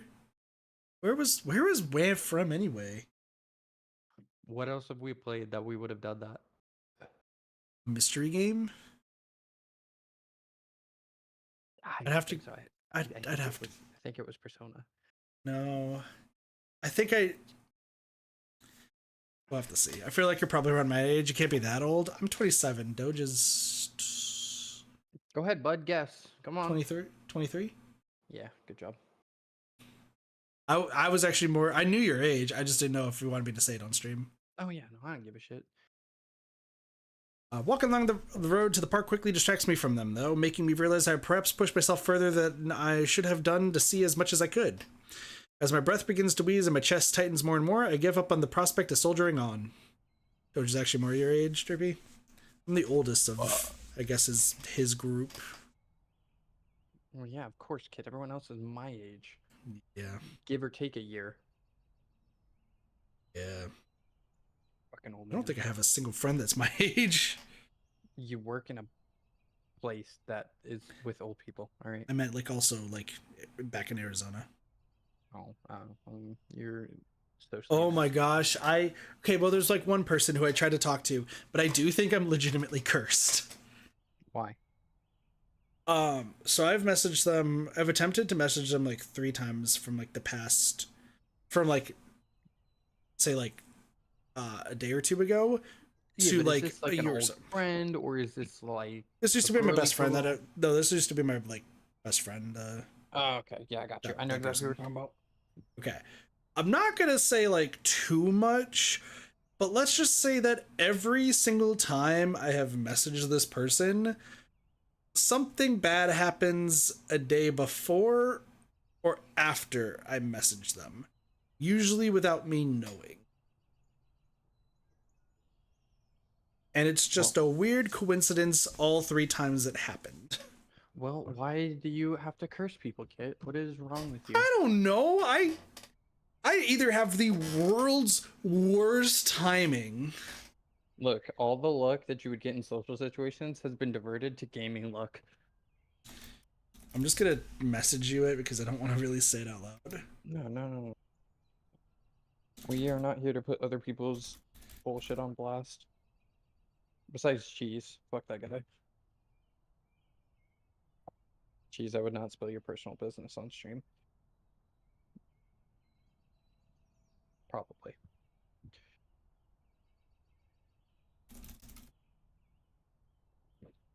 I just want you to know I am not looking at that at this current moment. What do you mean? Your message? I haven't sent it yet. Oh. Away from the computer, and I have stream fucking thing on. Very good. Streamer mode. Alright, I can look now.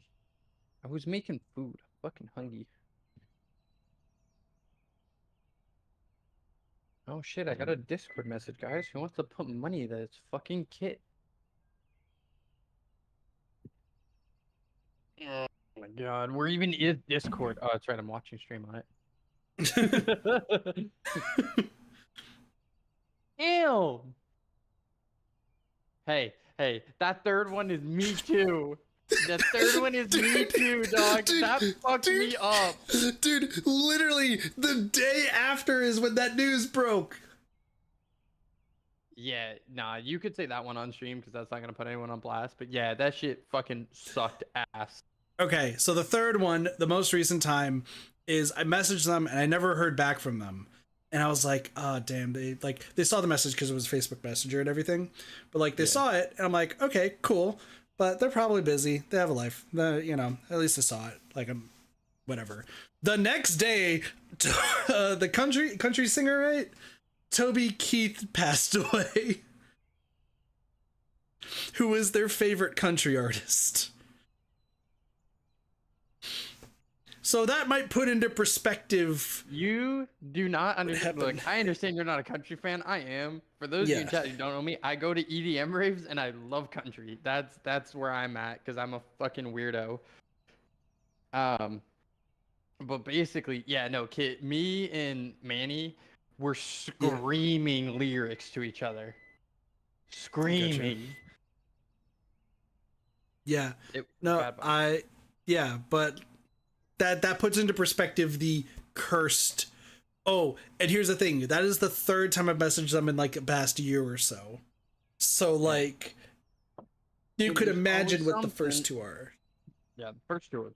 I think the second one's really bad, but yeah, no comment. Honestly, kid, you could tell me this is me because I've experienced all these things in the last like fucking 2 years. Here's the thing. I think the second one was uh Same the time. day. No, I think it was the day after their birthday. Oh, damn. Damn. One of these times was their birthday. The third time, I really just, I was like, I haven't talked to them in a while, and I kind of miss talking to them because they're super chill. So I sent the message, and then never got a response. And then it happened. I was like, oh. And they brought up the fact that every time I message them is like something bad like that happens. Yeah, I'm not messaging you anymore. That's fucking awful. Stop killing my Motherfucker, favorite artists. I don't. It's not me. Fucking Kit works for the Illuminati. This shit's planned. No. Anyway, Or back to Kit the pissed game. off the Sorry. Illuminati. Back to the game. After a quick glance around the park as I enter, I take a seat on a wobbly old bench, then I notice near a couple of vending machines.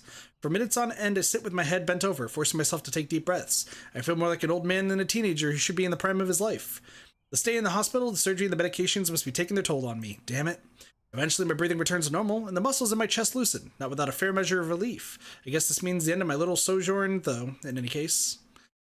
There's a cafe in the far corner, so I stop by to quench my thirst before heading back. The little bell above the door signals my arrival to an empty counter. For a few moments, I stand there waiting, my eyes every now and again drifting from one end of the counter to the other, searching for a service bell. Eventually, a door... What? Did Do you I not get to am I- know this in the? I don't think in I the other one? noticed. I don't think I know that the librarian worked here. Yeah, so the librarian works in town. Gotcha. What Derpy just said. I believe it. That's the trade-off he asked for from them. Getting godlike RNG in games for the sacrifice of someone every time I message them. That tracks so fucking hard, Derby. You do not understand how hard that fucking tracks. There's a reason why everyone hates my luck, because it's so ridiculous. Fucking 1 in 256. Suck my dick. What do you mean 1 in 256? What was that one? The amount of times you fucking revived on Cube. Oh yeah! Dokapon. I keep forgetting that one. Oh god. I've been here a few times, I noticed it immediately. I feel like Ray would have some stories about... Dog, Ray has some fucking shit on you. Talking to Ray is hilarious. Guys, I just go, give me Kit dirt. And they go, alright, come here. Motherfucker, I feel like sometimes I'll bring up Ray and be like, who's Ray again? Well, yeah, I mean, you're lucky I remember cheese. That's fair. You have difficulty to remember. I think you told me a couple. Of Yeah. motherfuckers. Eventually, a door some ways behind the counter opens, the person emerging from it taking me by complete surprise. Yuko? Hi, I had no idea you worked here. I really have no idea how to address her either, given that she is technically school staff as well as apparently a waitress. Yes, She quickly paces up to the counter before flinging her upper half downwards in an overactive bow. No idea what I should do for this voice. Oh my fucking god. The moan. The moan. So What do you mean the moan? You're almost. Welcome to Shanghai. May I take your order? You just Oh killed my god. I'm choking on the beefaroni, you fuck. I don't know. I thought I said it normally, but apparently I didn't. Nah, So what do I do deserves a for- compilation? What do I... Somebody clip that, essentially. Yeah, basically. Welcome to Shanghai. May I take your order? Is that how I'm doing the voice? Kit, she is your age. She is your age. She is not fucking 65. I Damn. thought she's older. No, I thought she was older. She's in like her early 20s, mid 20s in this game. I swear to God. I could be wrong. She could be older, but I swear she's like mid 20s. Maybe 30 at most. She's just fucking nervous as shit and clumsy as dick. So she's you.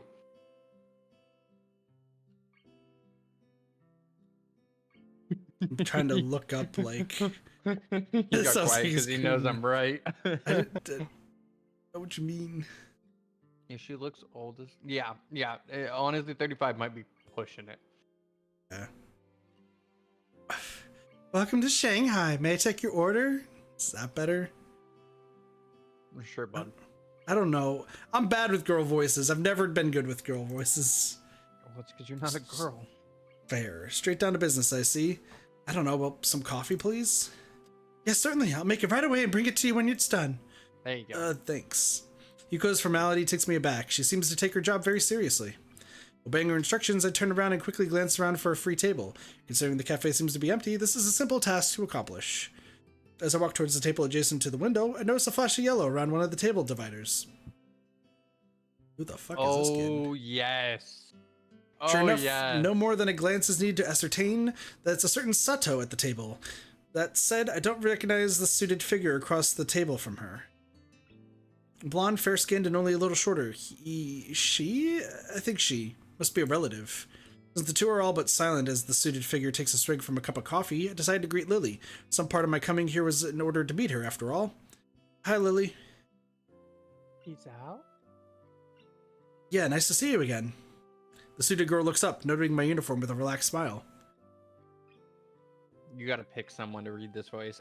This is a very predominant character. If you want me to do it, I'm good with it. Go for it. I actually forget if this is a male or female, though. Hold on.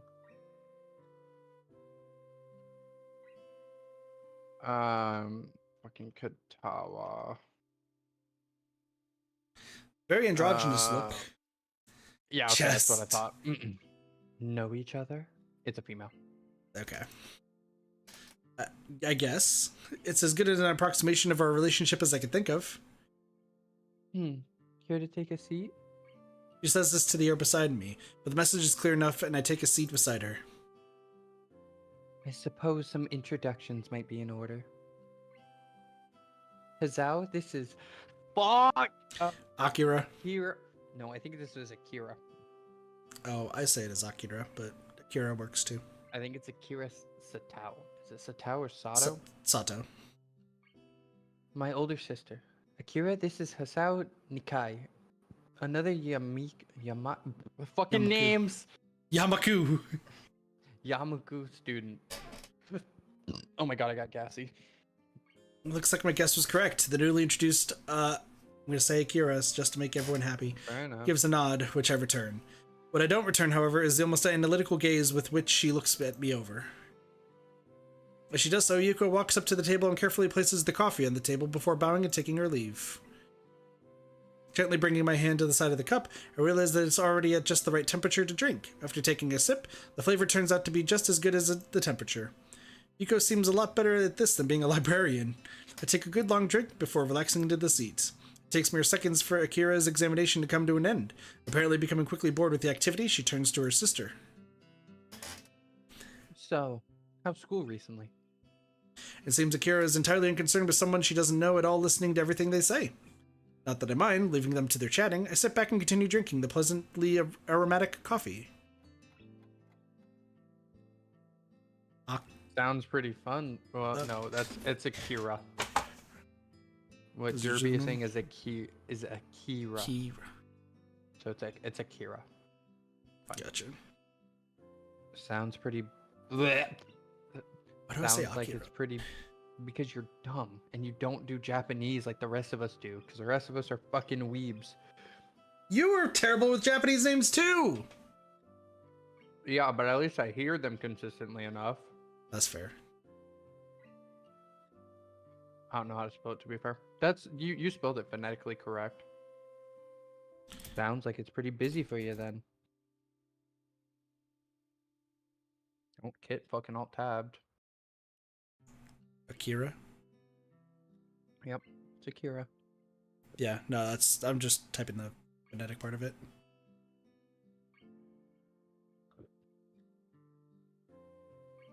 Soup. Speaking of soup. Soups is here? No. Read the line. At least I'm not cooking your meals after school anymore. No more soup for Akira. That's sad. As they talk, I slowly realize I'm entirely unable to gauge Lily's emotions through her eyes, as I would for any other person. It becomes slightly unsettling as I subconsciously focus on that fact. Whoa, so cold. Weren't you just cooking for yourself anyway? I only ever got leftovers. That's not the point. Are you managing to feed yourself at least? I can cook without blowing myself up, you know. Meanwhile, It cannot. So everyone's on the same page. I've cooked spam successfully, though. You have, and I'm very proud of you, bud. Mostly. Why did I just get Kit ... Hit. What did I do? Wah. Uh-huh.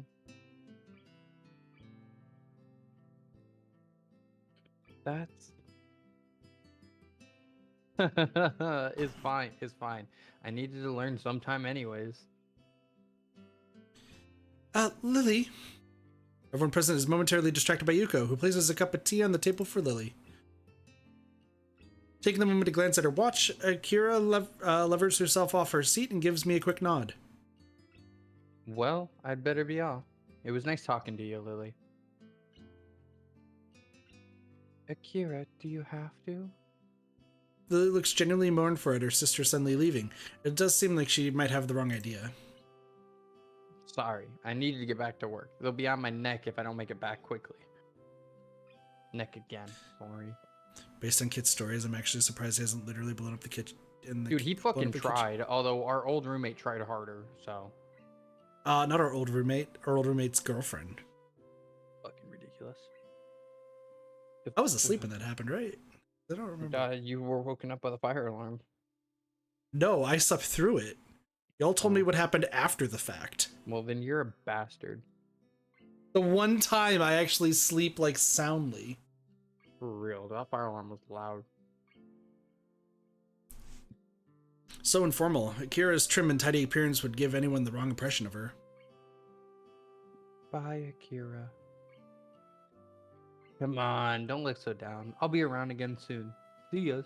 The problem is, loud noises terrify the fuck out of me. Like, it took me, what, a week to change our fire alarm because I was too scared of it?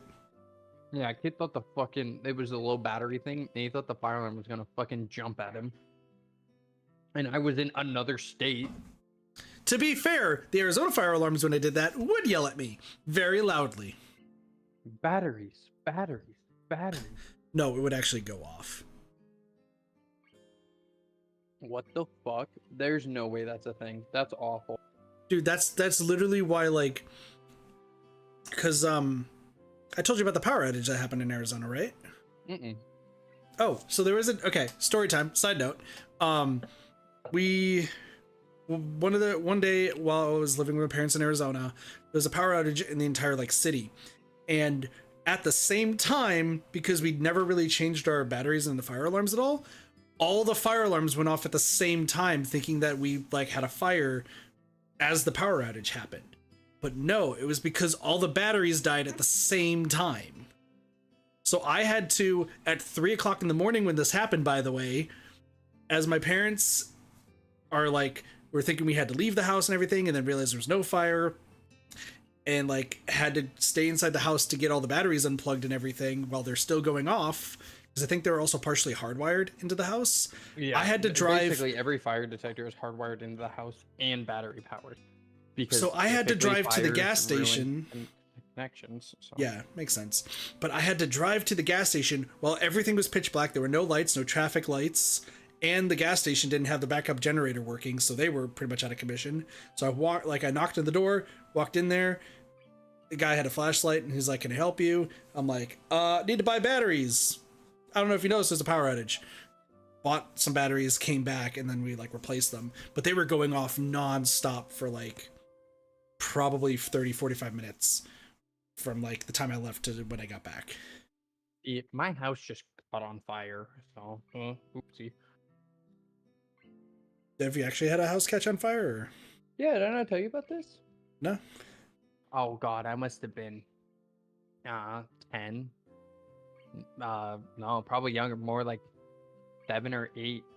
And I fucking my siblings still came around, so my sister that actually lived with us was staying at a friend's house that night, and my middle sister had come to visit.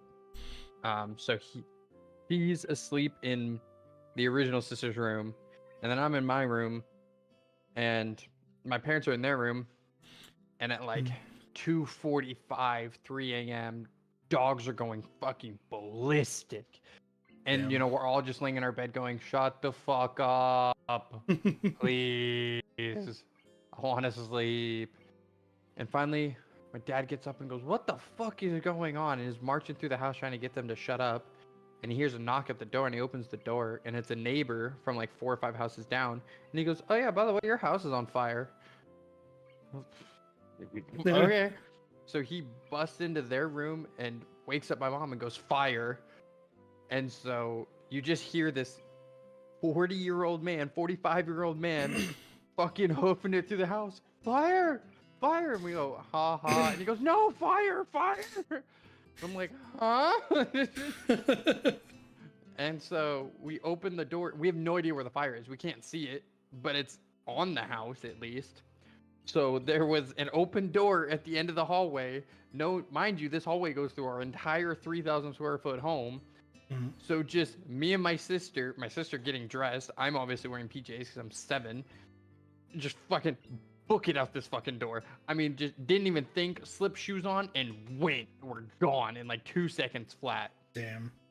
Come to find out, the electrical wiring in our walls had sparked and caught fire. Gotcha. About 20 feet from our bar, which had,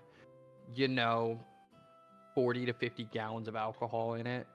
Yeah. So that was fucking terrifying. But on the bright side, everything was fine. Nobody died. None of the animals were hurt. We really thought the ferrets were gonna die. The ferrets were not vibing. But yeah, I had ferrets. What about it? There was like I've seen a few fires before, like Arizona. It gets like, hot fast. Yeah, but I think the only fire that I can recall like seeing like an actual house fire that actually like messed with me was, I think it was in 2nd grade. It was.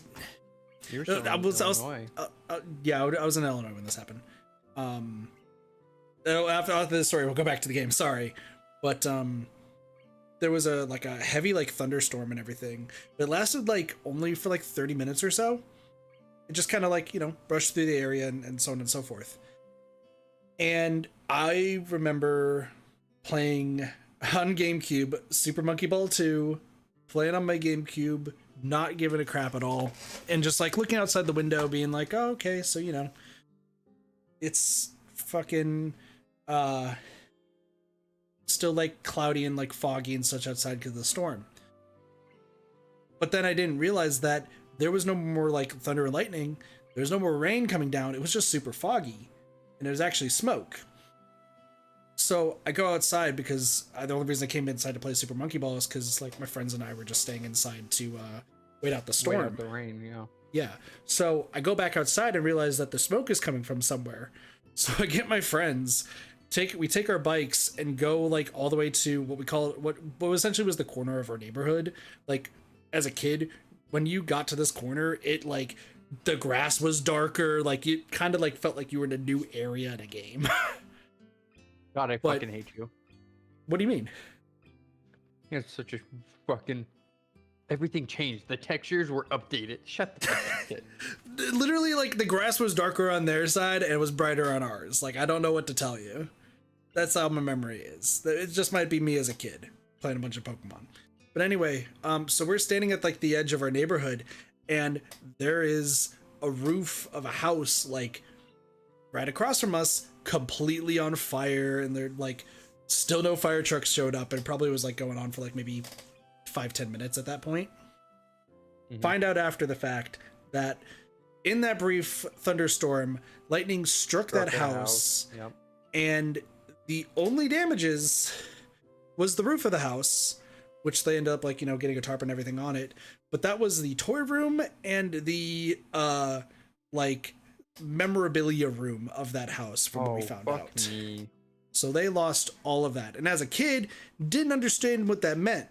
But I talked to my parents about it, like, because we sometimes just have like random conversations and shit. And I was like, I don't think we've ever had like a house fire. I was like, oh, do you remember that when you were like when you were 7? And I was like, I remember playing monkey ball and seeing the house. Like, what about it? It's like, oh yeah, no, that was a good like family, friends, and everything. That like when you played with kids, we were with them, and they lost like their old like antique pictures, their wedding photos, and all this sort of stuff. It's like, remember why you like didn't have too many toys like after the fact? I was like, oh, I guess I never really thought about that because we donated it to them so their kids had toys. Yeah, exactly. So, anyway, back to the disabled game. Yep. With that, she waltzes out of the Shanghai with her hand held high. Lily still looks pretty depressed, so I try to make some small talk in an effort to take her mind off it. She seems nice. No, she's a bit. Damn. We used to live together, but now that I live at school, we hardly see each other. Despite Lily having been quite affable, I still don't really know much about her. In hindsight, it's surprising just how much she's extracted from me, really. Used to live together? Was it somewhere around here? It was pretty far south, so the trip into Yamako was fairly long. Yamaku? Sorry. Yamaku. Yeah. With her working hours getting longer, and Yamaku being so far away, there was a little choice in the end but to move into the dorms. Well, that explains the chatter about cooking. Evidently regaining her composure, she livens back up, at least in part. I take it you're better rested now? Sorry? You sound less exhausted than you did when you first came in. To be able to pick out my breathing like that, she must have pretty good ears. Yeah, I ended up walking all over town despite only planning on taking a short walk down here. Reminded of my thirst from the walk, I leaned forward to take a sip. Without further ado, Lily starts on her cup of strong-smelling tea. I guess I'd better get going back to Yamaku. There's only so long I could stall studying for, and I want to get a good night's sleep before the festival. Standing from my seat, I take the coffee-stained cup from the table. What? Lily would be crazy at CSGO.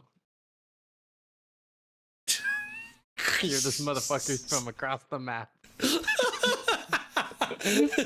Can't see a thing. Completely blind. Oh, I hear dust. I heard them. Boom. Headshot. He gets the quad kill. Lines up the shot. Perfect. You're leaving? Yeah, you're going to head back as well? It's getting kind of late.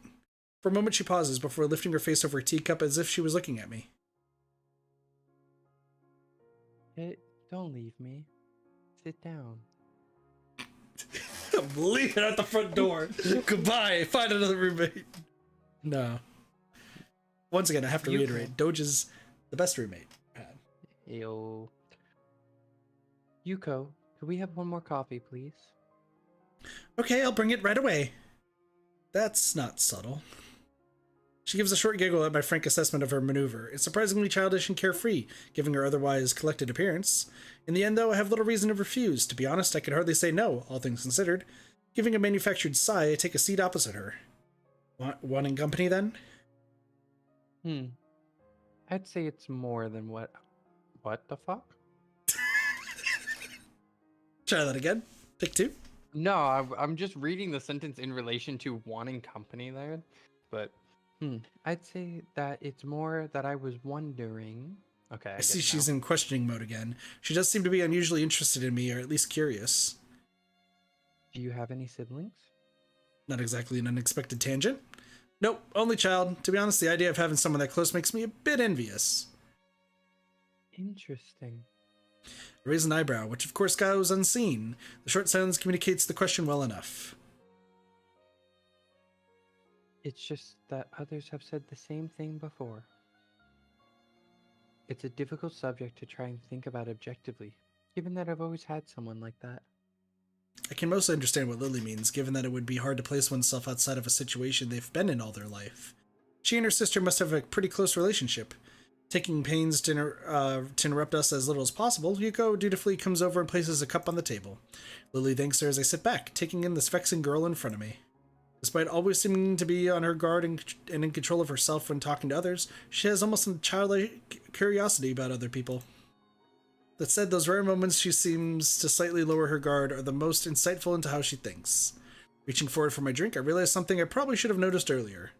I think I'm starting to become kind of curious about her. No! No. Can't believe it! Our boy Hisao is crushing on Lilly? And not Emmy?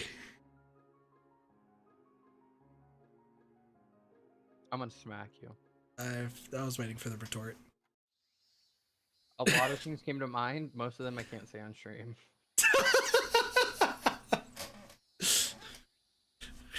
You want to message me? Because I'm curious. Fuck.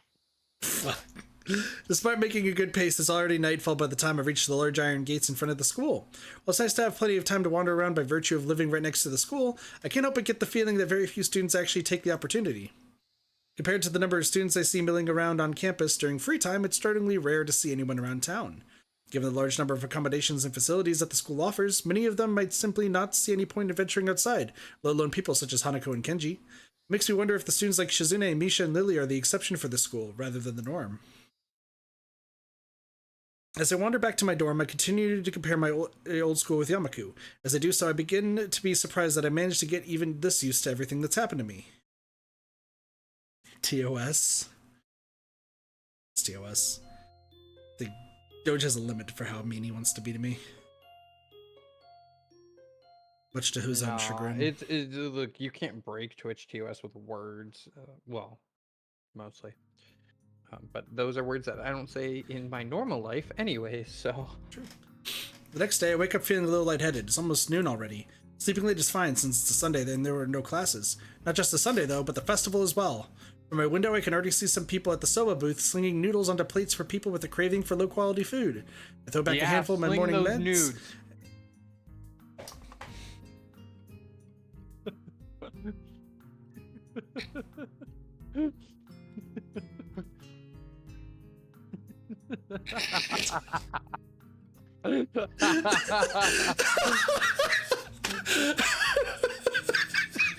I want you to know, I picked that up from my girlfriend because whenever we cook spaghetti and stuff, she'll be like, "You gotta cook the nudes. You gotta make sure they're good."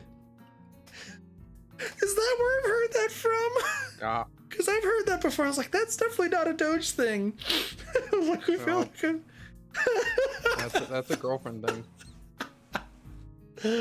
Holy shit. I throw back a handful of my morning meds and ponder how to spend the day. There'll be a few exams in the coming week, but I don't consider those as ominous as others, so I'm not as worried about them as I probably should be.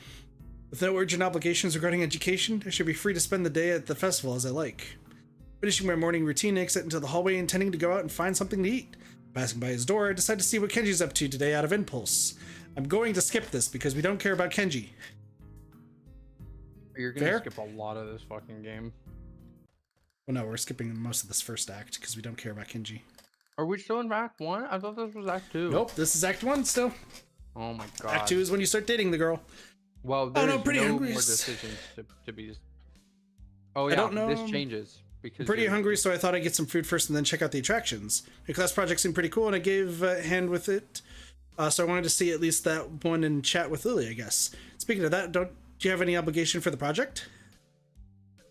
Are you out of your mind? I'm pretty sure this is all fresh.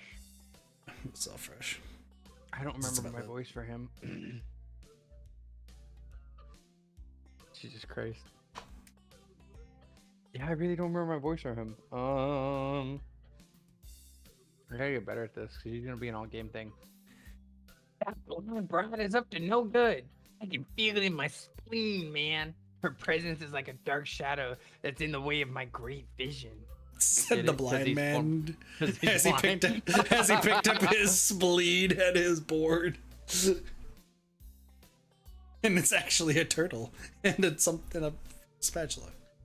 As expected of blind people. What? Besides, I thought that you were also. He holds up his hand to interrupt me. Only legally. God, that is such a bad line to get out of context. That is such a bad line.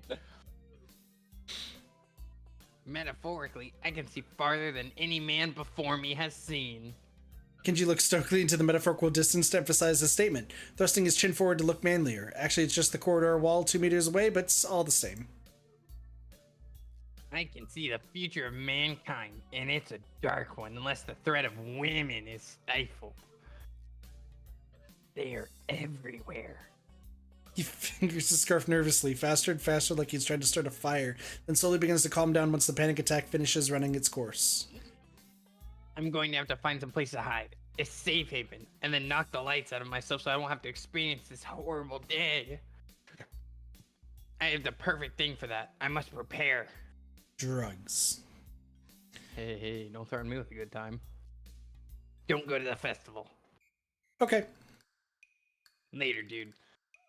The door slowly closes with a low creak, and I don't know how to feel about what Kenji just said. You should feel like you're talking to a crazy man. Yeah. God, this guy reminds me of the women are an enigma, dude. True. Yeah, that's fucking facts. After buying a plastic plate of takoyaki from a stall belonging to the class next to ours, I take a seat in the school gardens and watch people pass as I attentively nibble away at the rather bland-tasting item. I guess I shouldn't complain, it's better than nothing and didn't cost much. As I look out towards the school, watching the people coming and going proves a surprisingly entertaining way of passing the time as I eat. Little children accompanied by parents and grandparents scamper about in the den from event to event, one hand dragging their company and the other bearing an oversized oversized colorful snack. I finally got a good burp after the numerous attempts, damn it.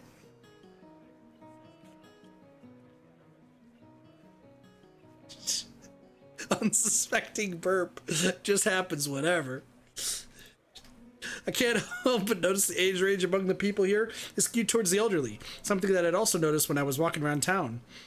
This must be one of those towns where the only people left are those that lived here their whole lives and ardently refused to leave, or those wanting to live out the rest of their days in one of the increasingly few tranquil places. I guess that also goes away to explaining how conservative Yamaku's school culture seems to be. Not that I mind one bit, I kind of like how calm Yamaku and surroundings are.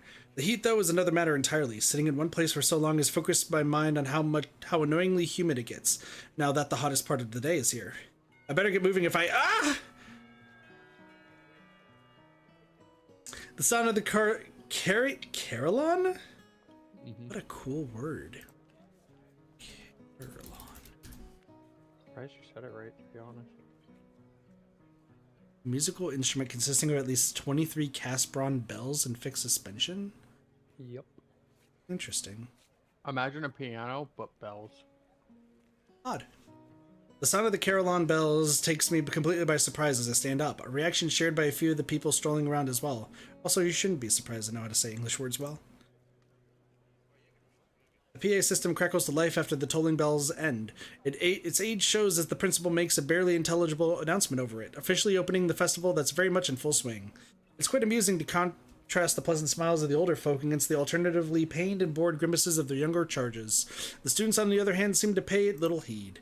Nevertheless, as the address finally ends, all are united in polite, if not overly enthusiastic applause, and then get back to business.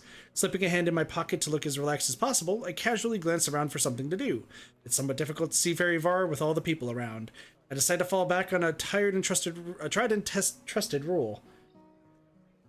Tried and tested, I feel like. Again, the translation is 99% of the way there, but certain words you're just like, Go where everyone else seems to be gathering. Right now, that's the school courtyard and surroundings. Throwing the used plate into a trash can, I make my way towards the school building.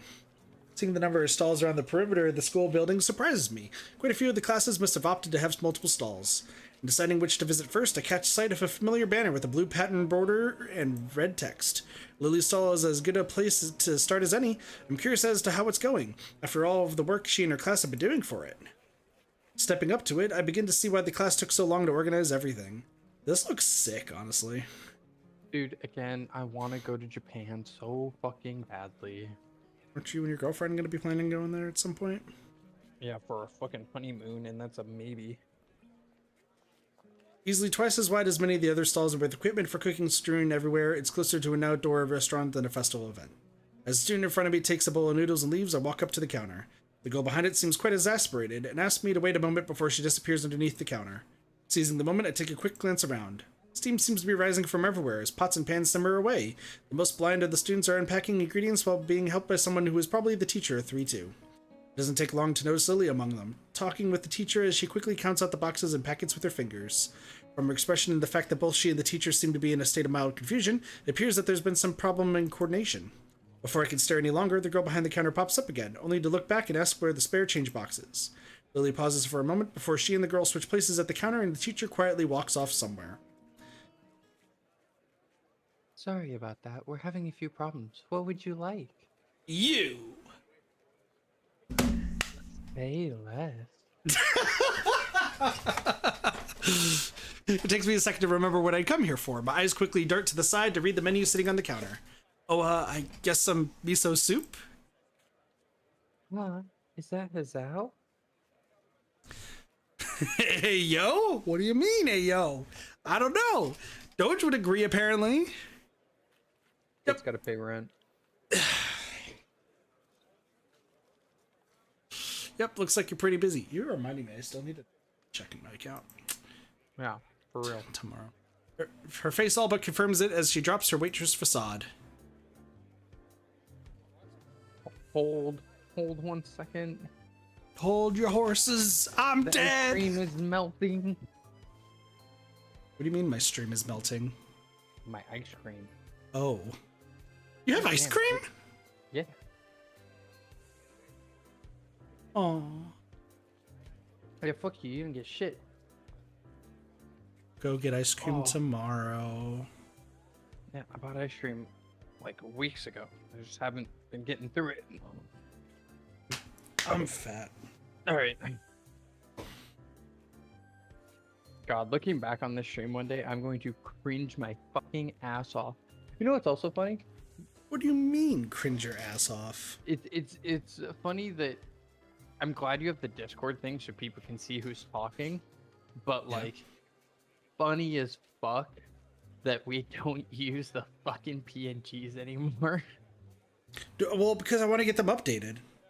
Oh, that's true. Mine needs work. Yours. Well, needs- that's the thing is like, Spring's been super busy. I don't want to worry Spring no, about Spring things. does not have time right now. Yeah. If anything, I would and reach out to Carly. Carly's been hella busy too because Carly's I know. finishing her degree. I know. People. in And their then I fucking also, life- funny enough, I would also want to reach out to Ray, but Ray's also hella busy. And a lot of the artists right now are starting to charge more for just with everything going on. But I also have the worst luck with artists. So I'd rather have somebody I know do it rather than not, you know? Yeah, the consistency of money. I got you. It's also the reason why, like, the thumbnails for a lot of things are kind of, like, way low quality, as some people might say. It's just because, one, I'm good at writing. Writing is my forte. Arts and crafts, not my thing. Basically, chat. If any of you are a graphic designer or know someone that is, let us know. I've been trying to. We will give yeah. them some side work. Derpy, if you want commissions, I'm down. Just up my skills if you need. I'm still trying to talk to Sparks also about like animation stuff, because I think Yeah, but animations and other things are very different. yeah, but Sparks also wants practice on it, and I had the Sure. best idea for the clip of what Sparks I know. should do I first. know. Although So- now Sparks can animate this, and chat will go crazy. we could do PNGs and stuff. Up to you. I'm down if you want to talk about it at some point, Derpy. It's like Portfolio. yeah, portfolio obviously, but no, because we've always talked about Doge is like supporter of like wanting to make things look better and like I grow the want community to and such. stream, but I don't fucking one trust myself to be consistent, and two want my shit to be updated. My fucking profile picture is stolen off of TikTok because it matches my girlfriend. So like, I don't even have a profile picture anymore. And Meanwhile, my Steam mine's- one's a fucking corgi. Meanwhile, mine's guilty from Nikkei. Yeah. So basically, yes, we need an artist. I need everything. I need a banner. I'm using a banner from like 2017 Yeah. I need fucking profile picture. I need fucking profile picture would be used for like everything under the sun. And then I just need somebody to, well, What's the thing, Derpy? doing my stream art is We both different. have like ideas and such. Like Yeah, we just can't drop shit. this all layout stuff. Like Spring did it, and it's hella cool. I really love how the layout looks. The layout is a step above what we could ever hope for. Yeah, but like I'm wanting to like do a new logo because it's been like 3 years. New banner, obviously. We had PNGs and also just like assets for like thumbnails and such. Yeah. And then, you know, Sparks, who's still in chat, wants to work on animation stuff. And then I also have no idea how to edit, but I have ideas for like edited content I want to do. But obviously it all costs money.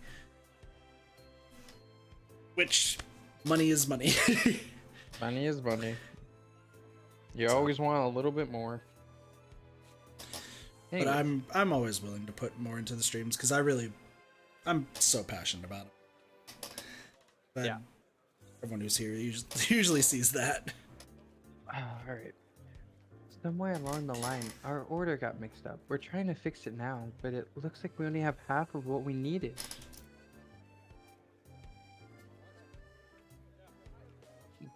Derpy hit me up.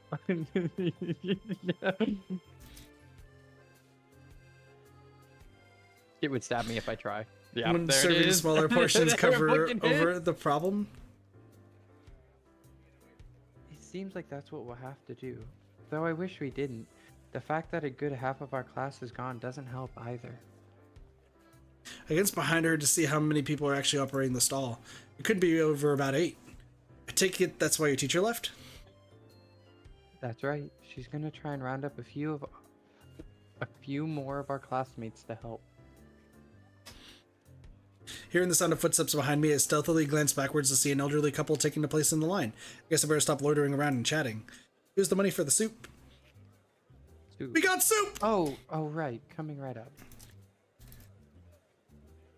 I was gonna say, we are full of ideas. Derpy. Lily turns and calls for a bowl of miso soup as I hand over the money for it.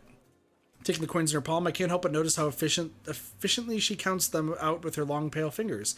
Eventually, satisfied that I've handed over the correct change, she puts it into the small metal tray.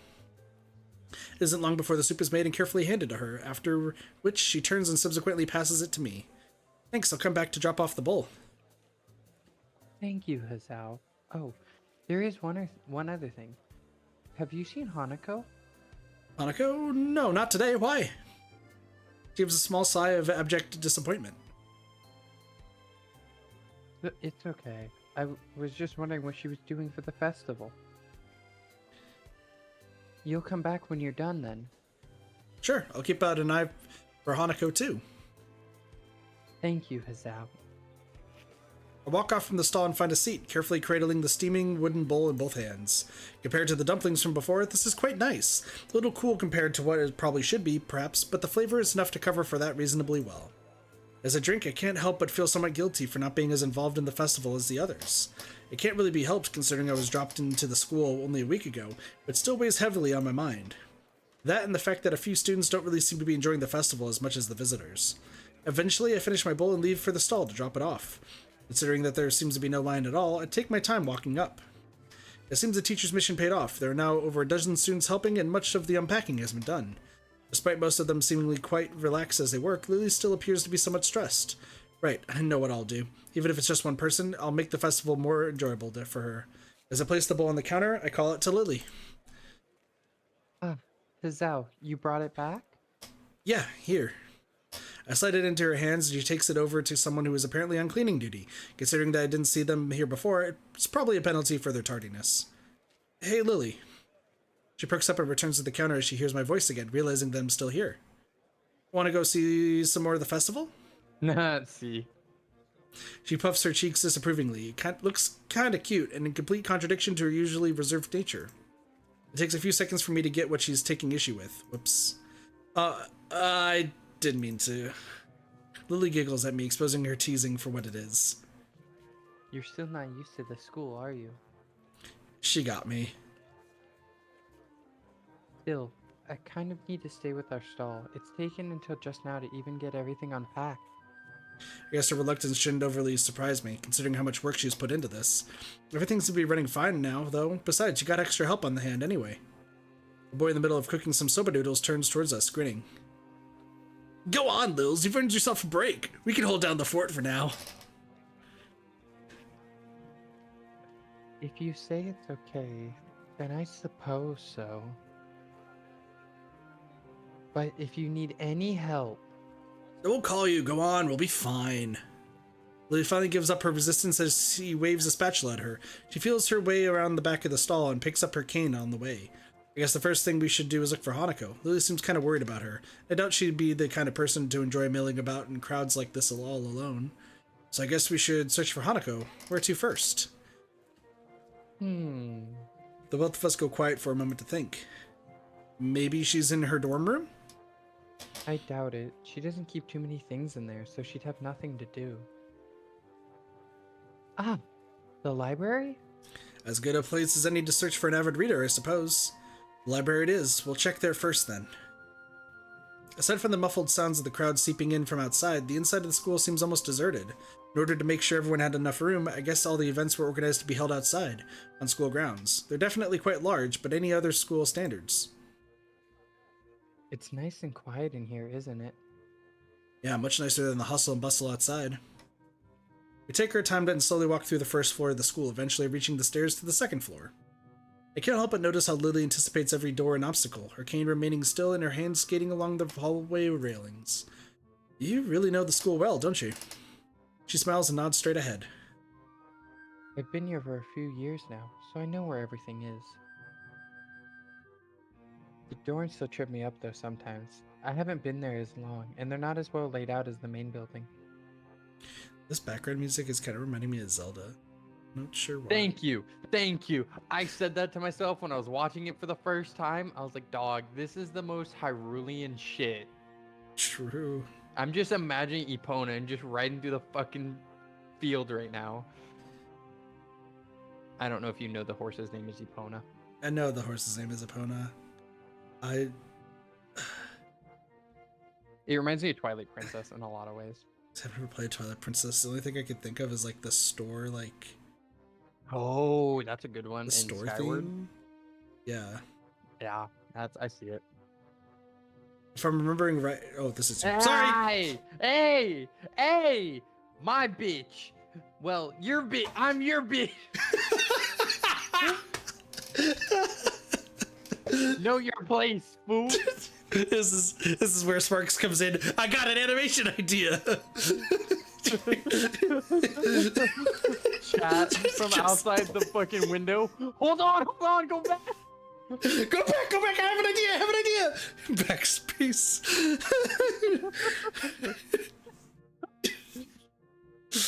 If I'm remembering right, they used to have unused buildings before being renovated and being used as dormitories. Explains why the male and female dorms look different from the outside and why their rooms seem kind of unusual for sleeping quarters. I'd assumed she'd been living in the dormitories since she began attending the school, but now I'm reminded of what she said yesterday. That's right, you mentioned that before. I'd assumed that most of the students here lived in the dormitories once they enrolled. A lot of them seem to, in any case. Lulu's expression becomes somewhat harder to read, and my questioning evidently touching on a delicate point. Well, how should I say? My internet sucked today. That's why you go back, Sparks! That's why you have to go back! Everyone has their reasons. Something tells me that one of those with reasons is Hanako, hence her tiptoeing around the answer. My own predicament is yet another such case. I guess it's a choice everyone here would have to make for themselves, or in my instance, have made for them. Can't be helped, I suppose. At least Yamaku itself seems like a nice place. It's good to hear you say that. I thought you were coming to dislike it. What about you, though? A reversal of Lily's statement takes her by surprise. I've been here for a while, so... It's not that. You just seem pretty depressed about Akira. What's with that look? Akira's taken. Sorry, Hazao. Damn. Only there was another blonde we could date. It's always been into older women.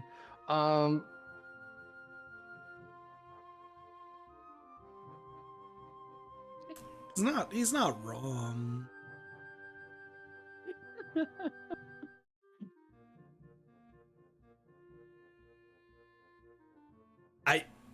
I don't need to say anything else. I don't know if you want me to say anything else. It's not my reading, it's your reading. I thought you were waiting for whatever. Lily never sees how fast my palm meets my face at her sly accusation. Hey, I was worried about you. There's no way to respond to concern.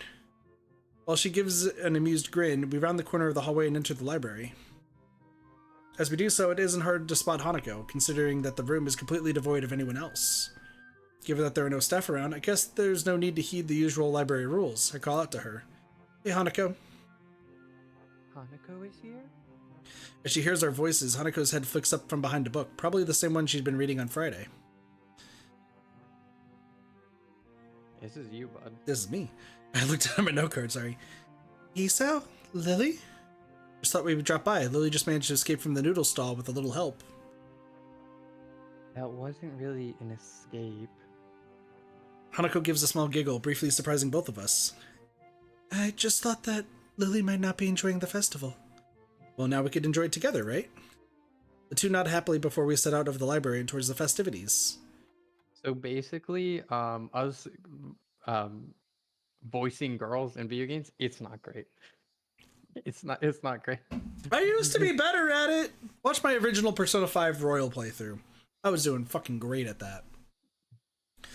Hand over some words. I didn't even hear what you said. I hand over some change to the girl behind the counter and take the 2 styrofoam cups of tea. I try to accentuate my bow. Is it bow? It's a bow a bit to cover for the fact that she's quite obviously dead. Bow, okay. Bow. Okay, so it's bow. Of respect. I forgot that this I entire stall is my blind. bow with the deaf girl. Like I'm thinking, I try to accentuate. Like I'm thinking, fixing like a bow tie or some shit. I try to accentuate my bow a bit to cover for the fact that she's quite obviously deaf.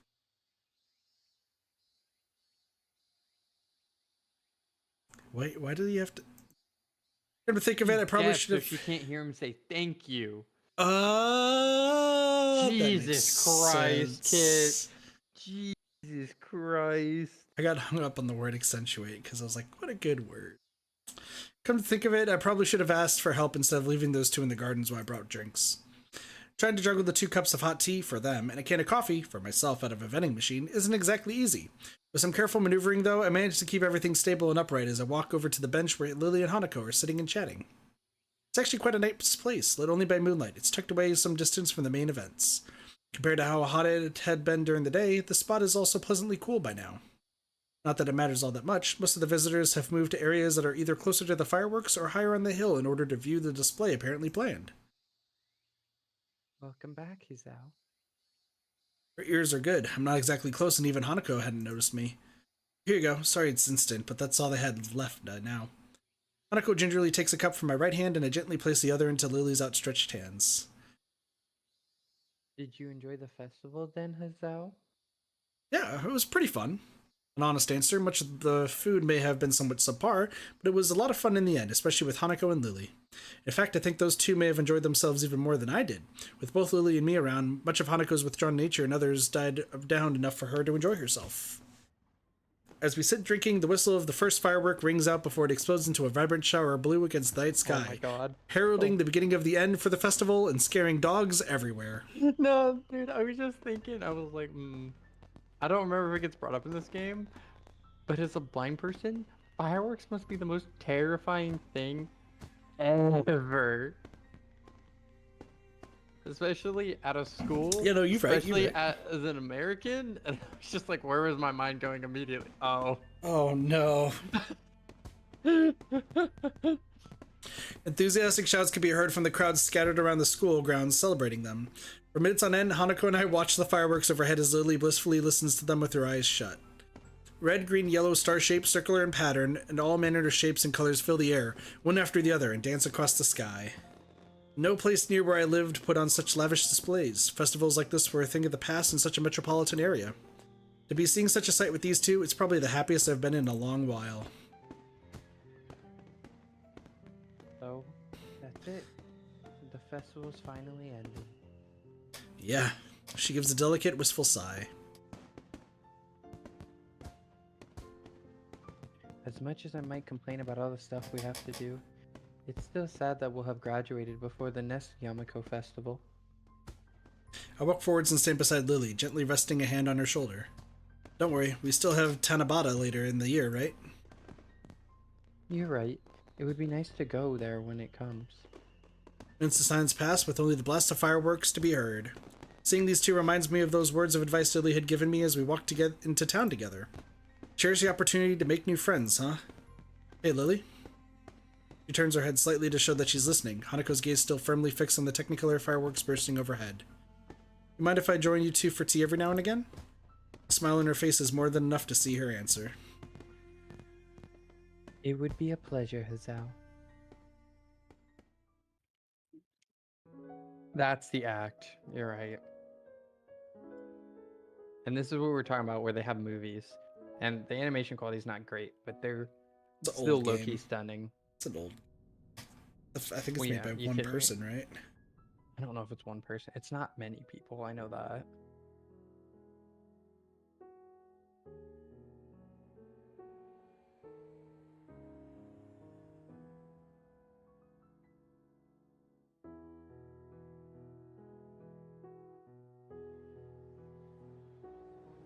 Oh yeah, I guess they missed that scene. When you have tea with Lilly for the first time, when you like first meet her, she asks to feel your face and then calls you handsome.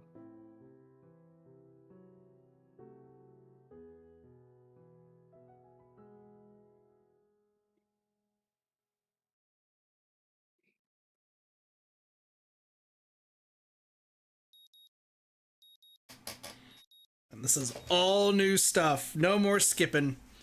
I have a question. What's up? How would a deaf person wake up in the morning? Their alarm clock is fireboxing gloves. Well, I guess it would just be lights, right? You would just make it like shine bright lights. I guess that would work. Would it? Well, it depends. Personally, lights wake me up pretty quick. Compared to me, where it doesn't. But yeah, so Sometimes you've I now fall done asleep with the lights on. you've done Act 1, and I know it's fairly similar, but it's also different in quite a few places because you did Lily's route. Because I think you spend the festival with whoever's path you're on, right? So You I'd spend assume with you a group with a friend group. So from what if I recall what Travis told me years ago, right? If you end up dating Emmy or Rin, those are the two that you hang out with for the festival, with whoever you talk to being the last one you talk to, essentially, to date. Oh, that's for right. Lilly and because Hanako, it's you the same get to thing. see the mural in Rin's. Well, yeah, but you also see that in Emmys because Yeah, that's sorry, where you that's go what I find meant. Rin. Yeah. So like you do the same stuff, but it's with the pair, and then Okay. whoever like you end up talking to last, which in this case is Lilly. The first time it was Emmy. That is where it continues on. Gotcha. So like, I think you like kind of a good idea of like who you're hanging out with. The game like, doesn't who make the the path is. choices difficult. For like for choosing all which of Act one, 2, yeah. But like if for you want all to of get the Act right 2, ending, No, it's not hard. For all of Act 2, in majority of the things, there's mostly just one decision to make. There's mostly one decision or there's no decisions. There's only a couple of people that have you do a ridiculous amount of decisions in this act. yeah. So we're gonna be doing all of them. Yeah. The nice thing about Lily's is in order to get her bad one, you actually Well, there's you one would, decision. There's just one because there's no bad ending with Lily. It's either you're together or you're not, and it all comes down to one decision at the final act of the game. which we'll do that one decision essentially. Yeah, we'll just save and do them. Yeah. But Well, yeah, no, it's most of you this literally one's just go backwards to it. So, Okay. I wake to the annoying din of my alarm clock. Its bright red numerals lighting up my face. Oh, no. You got to answer my question. What do you think of this one so far? In comparison to I mean, I think if I recall from the first act of the last of Emmys, like, it's mostly just like majority of it is meeting other people. Let's be real. If we didn't skip as much as we skipped, we'd be done with like the stream by 3 now. hours. No, I think it would be Yeah, 4. I think it'd be about 4. It's 3 or 4.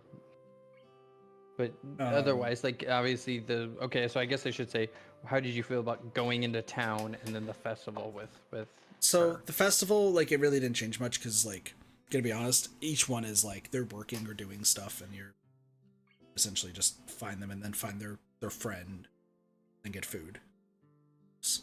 From what I've recalled. Fair enough. Fair enough. So I can't say too much about the festival. About the town part, I think that was really cool, especially like running into Lilly and her sister, because it kind of gives you a little bit more insight into the fact that she treats family above all else. It seems like,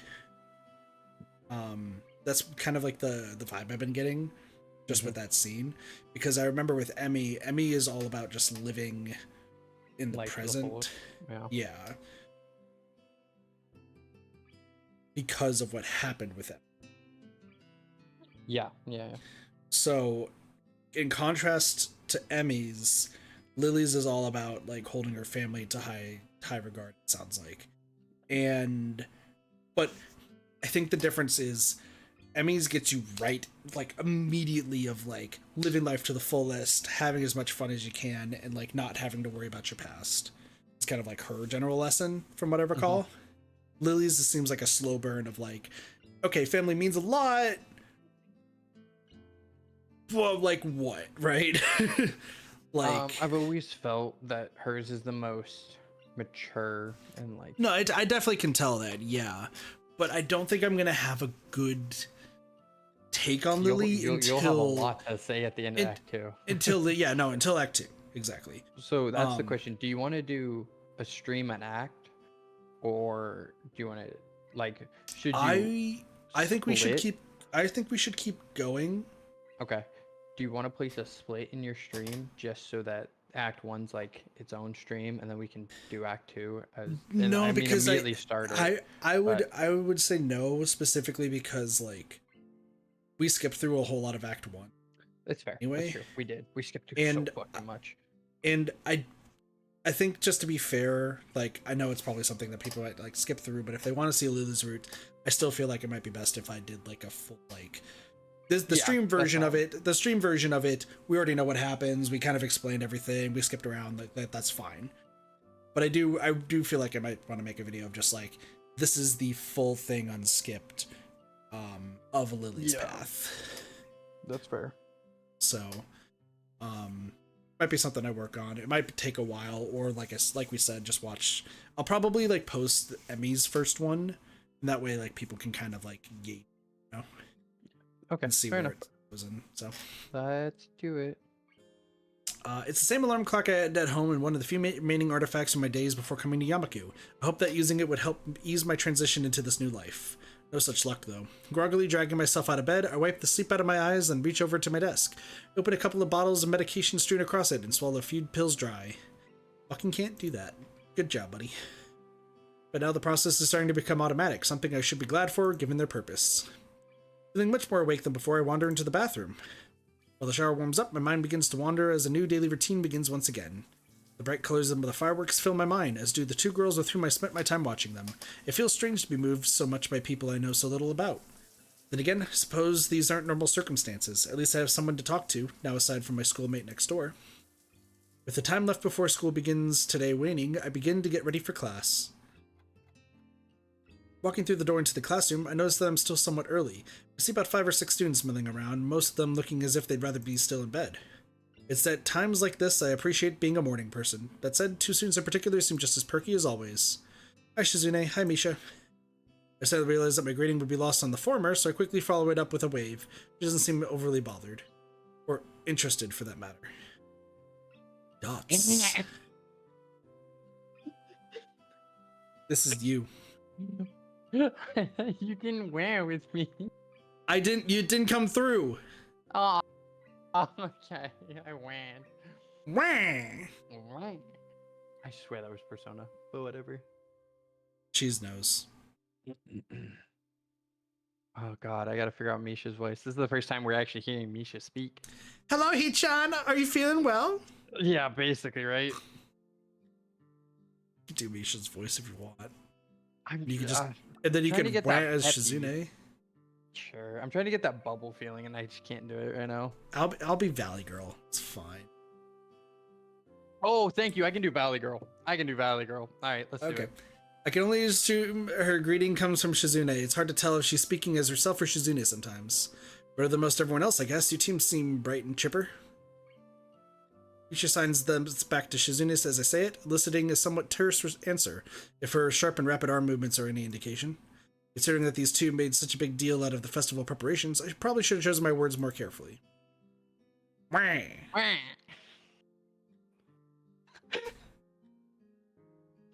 Waiting for this. Since you're a new student, we've been cutting you some slack. Please don't expect this kind of task dodging to be allowed in the future. Valley Girl is the one thing I can do. This is a practice skill. Oh my gosh, shoes. Oh my God, Becky. Oh Look at my her goodness. butt. Where it's. Misha looks as if she's about to add her own comment, but quickly goes back to interpreting as Shizune continues unabated. While your contribution to Class 3-2 stall is appreciated.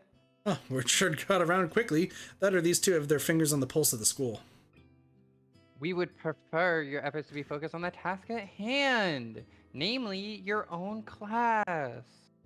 As much as I hate to admit it, they do have a point. Before I could respond, though, Shizune adds something more, which draws a smile from Misha. Mwah! Did you enjoy the festival then? Lecture over, I guess. Yeah, it was good. Did you two enjoy it? Shizune gives a short nod as Misha grins and bounces her head up and down. The contrast side by side is amusing. Out of the corner of my eye, I notice more students starting to trickle into the classroom. A quick glance at my watch confirms that they're a few minutes late. I look over to Hanako's seat and realize that she's already there and contentedly reading a book. It makes me wonder just how long she's been there without me noticing. With heavy footsteps coming from the hall, signaling Muto's arrival, our idle talking comes to an end and I take my seat next to Misha. As the door slides open, he strides through with a ponderous gait.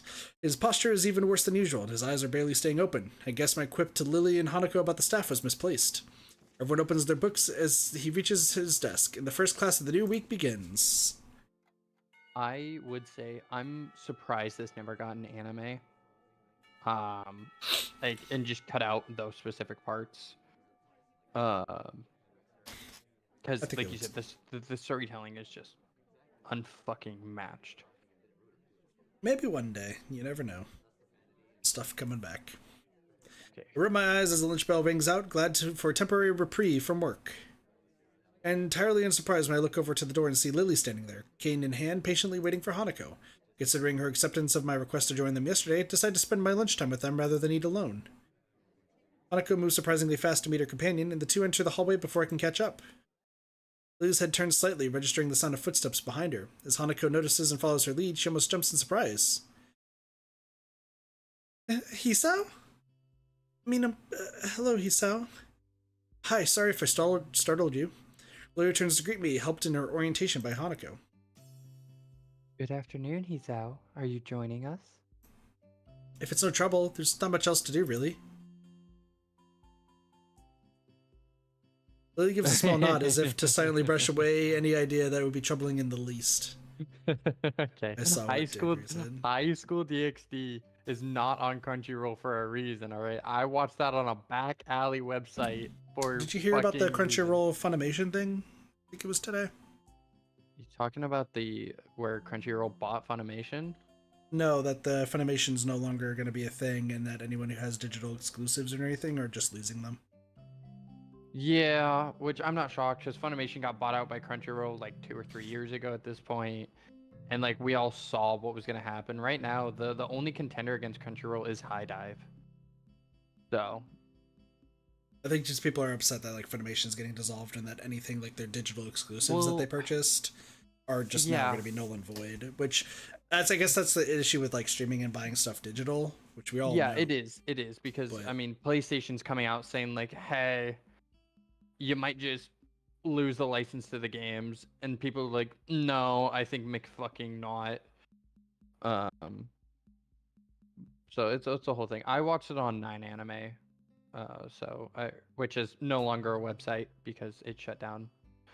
But so I get you. Game preservation is an important thing, and people should play whatever the fuck they want to. Well, yeah, and something like Steam, if Steam shuts down, I get it. You can't control that. We lose our games. But like, I would probably try to back up as much as I could. well, the program itself should stay valid. It just all online services should be disabled. So you shouldn't be able to go to the store. You shouldn't be able to see your friends, but you should be able to play anything single player. That would be the hope. Yeah, Ubisoft's trying to be like, you know what? No, everything's gonna be subscription based, and I'm like, get fucking twisted, dog. Ain't no way. Yeah. So, I'm going to descend one set of stairs and walk down the hallway to the usual room. Our pace somewhat quicker than usual thanks to Lilly using Hanako for direction, rather than her cane in the railings. As expected, it's deserted. The sounds of the other clubs can only be barely be heard as sunlight streams into the room from outside. Looking around the room, I noticed a couple of empty easels propped up against the wall that I don't think were there before. The art club must use this room as extra storage. Should I get the chess set out? Hanako's voice seems less tense when she's directly addressing Lilly. yes, I'll make the tea while you sort the pieces. Fair point. Fair point. I can do that for you if you'd like. She ponders the offer for a moment before smiling, confirming that I've made the right choice. Her face is remarkably easy to read. Very well. Thank you. She slides her retracted cane into the handle of her bag and sets it against one of the table legs, before taking a seat opposite Hanako. As they prepare tea for the three of us, I could hear the small wooden pieces being set on the board. I wonder how good Lilly is at chess given her circumstances. By the time I place the steaming teacups onto the table, Lilly and Hanako have already moved their first pieces as they nibble on sandwiches and rice balls from their respective bags. I note that the chessboard they're using has holes in the middle of each square and pegs on the bottom of the pieces, and has each dark square slightly raised. Watching Lily's fingers skating over the board and tracing out the positions of the pieces makes me marvel a little at the simple ingenuity of the design. Must be specifically made for blind players. Should be the case for all players, honestly. So the pegs in like the holes, that's just what we call a traveling chess set, so you can play it on like a bumpy car ride. I've done that. Gotcha. But the raised edges, that's a new thing. That is specifically for blind players to help you count exactly what space you're on. But having a mental board in your head is normal for players at a high enough caliber. I am not one of them. I always wanted to play more chess, though. I'm decent There you at go. chess. I'm just not good. Same here. Hanako gives a small nod as I put down the cup next to her side of the board. Lily's hand ventures sideways slightly, so I gently place the cup touching the tips of her fingers, a gesture she seems to appreciate. I finally take a seat and silently sip my tea as the two play. The contrast in their appearances while playing is interesting to watch. Hanako looks closely at the board, her face one of focused concentration. Lilly, on the other hand, keeps her head level and maintains her calm neutrality. Lily's gentle voice addresses both of us as she continues to play. Technically, Hazao should be calling out the moves as she makes them to help with this, so Lily doesn't have to check the entire board every single turn. Doge and I should play chess in 5D spacetime. Oh my god, that game looked fucking brutal.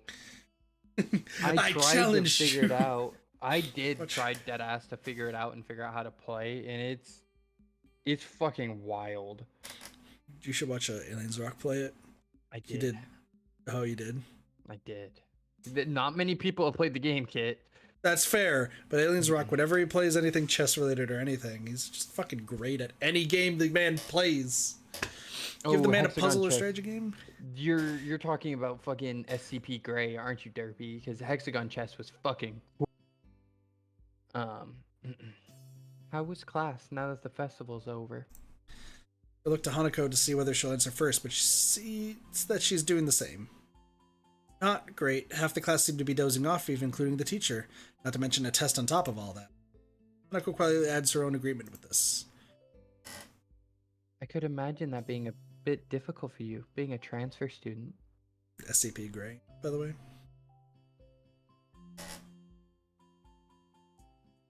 Doge? Oh, gotcha. Well, I think I did fine, other than the shock of a test coming so early. Science is probably my best subject. How did you do, Hanako? Me? Okay, I guess. Hanako's too sincere to be able to pull off lying very well. That much is obvious. Lily's smile slips very slightly. From her reaction, Hanako mustn't be skilled enough at academics to do very well without preparation. How did your class handle it, Lily? It went surprisingly well, actually. Only one student was absent, which was better than the teacher expected. I bet we know who that was. The topic all but run dry, the two concentrate on their chess game once again. Yeah, that was our buddy. Yeah, Kenji. I can't say I've ever liked the idea of chess as a spectator sport, but given its unique nature, for once I'm wrapped in watching the game unfold. I disagree. I love watching chess. As time wears on, both of them demonstrate decent skill at playing the game. Having captured 2 or more pawns than Hanako, Lily has the upper hand, but only slightly. Until Hanako makes a strange move with her queen. Seizing upon this lapse in judgment, Lily takes the piece with her knight. Without hesitation, Hanako moves a pawn to take Lily's rook on the opposite side of the board and promotes it to queen. Lily's face falters as her fingers move over the pieces and she realizes that she just fell into Hanako's trap. It's a little distracting to have the board traced out after each move, even if it's out of necessity. Judging by Hanako's lack of reaction, she must be used to this. She and Lily must have played at least a few games of chess against each other, after all. Check. That's not bad at all. Nice, Hanako. The compliment causes her to flower into a surprise blush. Thank you. I didn't think it would work. Look over to Lily, her fingers having just finished tracing out the position of her remaining pieces in an attempt to extricate her king from this bind. In the name of Levy. The rook! I think this is checkmate. I take another look at the board to confirm. Sure enough, her king has nowhere to escape without being threatened by another piece. My earlier question as to which of them is better at this has just been answered. So it is. Lily gives a small sigh as Hanako smiles. From their reactions, they seemed like a fairly usual result. How long have you two been playing? Since I was young. Lily nods at Hanako's brief answer. Hanako taught me how to play soon after I met her. I can beat her every now and then, but that's a rarity. I don't seem to have the right mindset for it. Lily came to Yamaku at the start of high school and met Hanako when she moved to the dorms. That means she'd only been playing for about 1 year. After seeing Hanako's level of play, I'm not too surprised Lily has trouble beating her. But she's better at languages than I am, so... Why are you matching my Lily voice for fucking Hanako? Fucking... Motherfucker, we're men! I don't know how to do it. Marching off door, we are men. Okay, I'm done. I'm sorry. Lily gives an appreciative, if slightly amused, smile at Hanako's quick reversal of her compliment. Well, that's how it is. Much to everyone's surprise, the bell suddenly rings, heralding an end to the lunch break. That game lasted longer than I thought it did. Same. I guess we'd better get back to class. Hanako's already in the middle of packing up, so I take Lily's bag and offer it to her. To my surprise, she takes it and nods, but then places it back down on the table. Oh, I was wrong. Here it is. Kizao, may I make a request? Something else. Never mind. Sure, go ahead. Would you mind if I were to quickly feel your face? I need to Oh know yeah, what my so feet feels like later. So Sorry.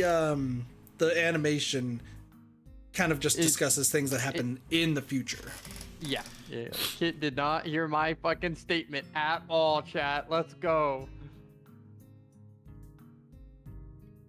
Well, should I be concerned? Oh yeah, super sexual. I said she needed to know the shape of her seat.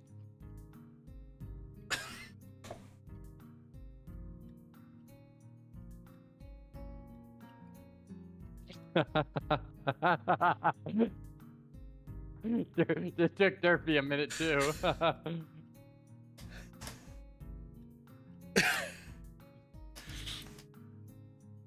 Point for Doge. I don't know if I like or hate dating sims. Oh, I just make all the rants and jokes. That is I my know. job. I know. This is someone who struggles with dating. It's depressing. Don't know what to say to that, not gonna lie. fair. Oh, no, go ahead. I don't mind. My question takes me severely off guard. Once I regain my composure, it seems sensible enough. So far, Lily's had no idea what I actually look like. This would be her only way to find out. Lily raises her right hand, which I take in mine and guide to my face before letting go. The room is entirely silent as Lily's hand moves over and around my features, from my chin to my cheeks to everywhere else. I expect this to feel a lot more disquieting than it does. I suppose that's because the action is entirely a matter of practicality, being functionally no different to simply looking at someone's face. Her hand is soft, but what takes me by surprise is the length of her fingers, not to mention how sure even the slightest of her movements are. I have no doubt that her level of tactile feeling would be far beyond mine. Her hand briefly runs once through my hair before retreating. I'm sure that every inch of my face has been committed to her memory. It's only now, too, that I realize Hanako has been silently watching the entire time. Yeah, that's another staple that I just like hate about this route is Lily forgets how fucking awkward it would be for Hanako because she doesn't see Hanako making these faces. Yeah. Like, what are you doing? What you doing, step? Thank you for letting me do that, Hizao.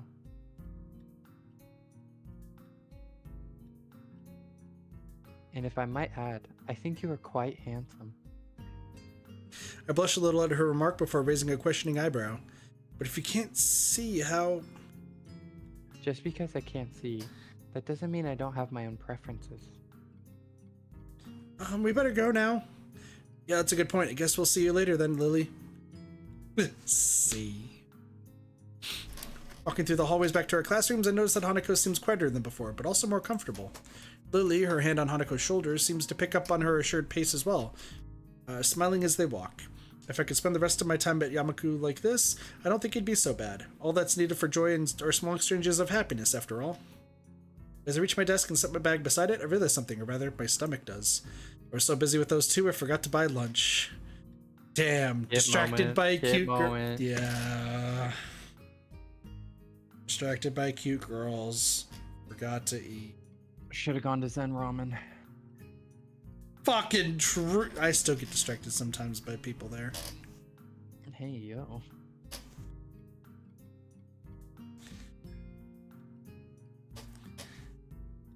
Anyway. I was thinking about like my insurance job because we had like a huge like lunchroom and everything. Yeah. Not actually like a cafeteria, just like a huge like lunch break room. Yeah. And staff around. Would be very common of me just like sitting by myself as the loner I am, and you know, have my own lunch or like purchase lunch like from the nearby shop, sitting in like the area, and then be distracted by people, and then I wouldn't eat. No, you still do today. Yeah, that's also true. Saturday, my second most favorite day of the week. This is almost entirely due to the fact that it is the day with the second least amount of school, with class ending at the beginning of lunch. I open my door confidently, myself being more than confident of being able to get enjoyment out of the fine weather and shorter class length. I confidently stride down the hallway and down the stairs to the lobby of the male dorms. I confidently look behind me to see whose footsteps are approaching. Ugh. I lose my confidence in this day being enjoyable. Hey, man. Sup? Not much, I guess. Just looking forward to the afternoon. You? Drops an arm around my slumped shoulders far too comfortably. Something's up. Let's step outside, shall we? Just about to, before you stopped me. Oh, hold on. Do show image. Look at the mural. Because Rin actually was able to finish it. This is the only one you get to see this. In Lizard. You know what Oh, no, okay, you do. It's just, it must be an Act 1. I was like, don't you have to help her carry paint? And I didn't know if that was in her path. That's an Emmy and Rin's route. Okay. Because I think after you hang out with Emmy a few times, like leading up to the festival, Rin's like, I ran out of paint and I can't get because instead of here. Because I think instead of like seeing Rin in the air, like the town, Emmy and you like look for her. Yeah. I think. He doesn't take my reaction to his theatrics well. Ignoring him, I walk outside and start down the steps. It doesn't take too long for him to catch up with me again. I wonder if he wants money or to rant about another conspiracy. Maybe both. I've got a bone to pick with you. I got a bone to pick. Uh-huh. It's about that blonde. You know who I'm talking about. Hannah Montana? Yes, sir. Conspiracy it is! For a moment I contemplate feigning ignorance, but realize this will go quicker if I just let him get it all out. Lilly, the one from your class? You're on a first name terms with her? Hell yeah, buddy! Sorry. He looks positively shocked at this development. Did he not expect me to be able to answer? He gathers himself and coughs into his fist, dramatically, like everything he does. Well, never mind that. I'm here to warn you, you know, man to man. Mono-y mono.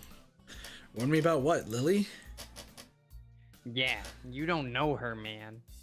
It's mostly true. I've only known her and Hanako for less than 2 weeks, and even then, we've just been exchanging banal chatter about school as we Okay. while This is away another lunch. word where instead of banal, I think it should be God, what is the word I'm looking for? Idle. Thank you. Banal is still a good word. It's banal is a word when you're trying to sound smart. Yeah. It should just be idle chatter, but as somebody who has studied the English language, I can agree that saying banal just makes you sound pretentious as fuck. Yeah. Talk to me about words. I got you. I remember I used to have the word of the day bot. Then was the a cool bot bot. broke. I'll fix it one day, I swear. I don't believe you. Pretty sure you don't either. That's not the point. You're the one spending inordinate amounts of time with her. Listen, man, a crush is a crush. It distresses me that someone like Kenji, who's probably as far out of the loop as one could possibly get, knows about such a trivial fact as who I choose to befriend. Then again, I am a transfer student, and she's not only the representative of their class, but also a tall blonde. Maybe I should appreciate this ranting as a warning that the rumor mill exists in the school, and that I'm firmly within it. It's just lunch, nothing special. Look, man, under the bridge, see this bridge? You're under it. A man's gotta do what a man's gotta do to get that intel. I just want to make sure you don't end up too far under the bridge. You're losing me, Kenji. That's okay. Lots of people get lost. That's why I'm here to help. Remember the site. Just be careful around her, okay? She looks all harmless on the outside, but I've heard shit. Bad shit. What's up, Kenzie? Oh fuck, Cassie's here. This is gonna get worse. You know the student council, right? He seems to involuntarily shudder as he says the words. Putting him and Shizune together in a room is an amusing mental exercise. I wonder if they've met. Yeah, Shizune and Misha are in my class. I seem to have dodged the draft, though. Good man, good man. But This blonde, she was in there, in the student council, right damn there. I see. And She's not there now. meh.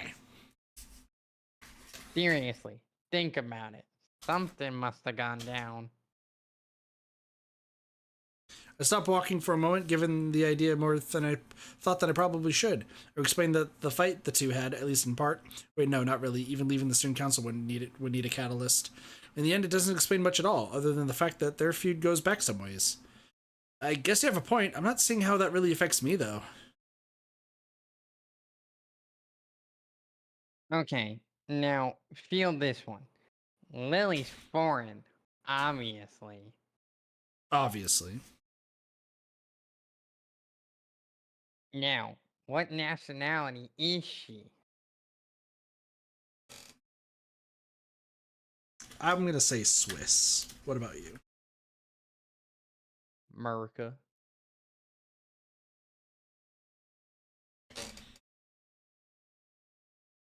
Sorry. Open my mouth to give the answer, but I realize that I have none. In fact, I've given the matter very little thought. Given that she has no accent and acts perfectly Japanese, I suppose it never really seemed important. Now that I mentioned it, though, I am rather curious. To be honest, I don't know. Maybe English? They like tea. I probably shouldn't resort to stereotypes, but that's the only lead I have.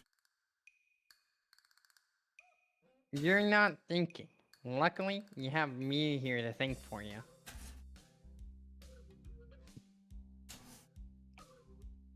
Something.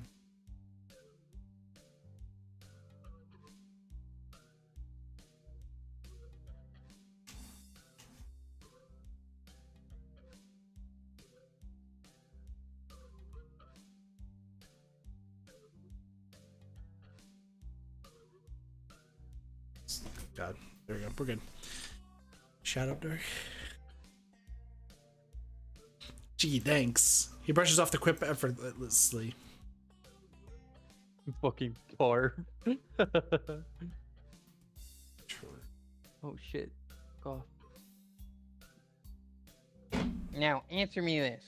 Who has lots of social power, is filthy stinking rich? You know blondes are all rich, right? Has a long history of disputes and used to belong in a much larger organization.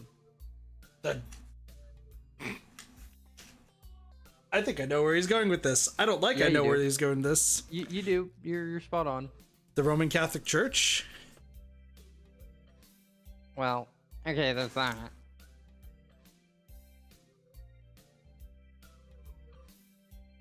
But there's also the mafia. Come on, rich, foreign. There's no way she doesn't have connections to them. To be honest, her sister does look like she could be a mobster. Hey man, shut up. The Yakuza will come for you. I have reason to doubt the logic of his deductions, but he shows no sign of stopping. So, do you know where I think she's from? Italy? Mainland Italy. Small time, dude. She has to be from Sicily. All those mafioso types come from there. Sicily. Wait, no. Russia. Damn, this could be bad. The mafia there is serious businessmen, ex-KGB everywhere, paramilitaries, hardcore smuggling, and... Wait, stop. Just slow down a second. What point are you trying to get at here? You don't know what she'll do, man. I won't get in your way. Agents don't operate like that, but I want you to be careful.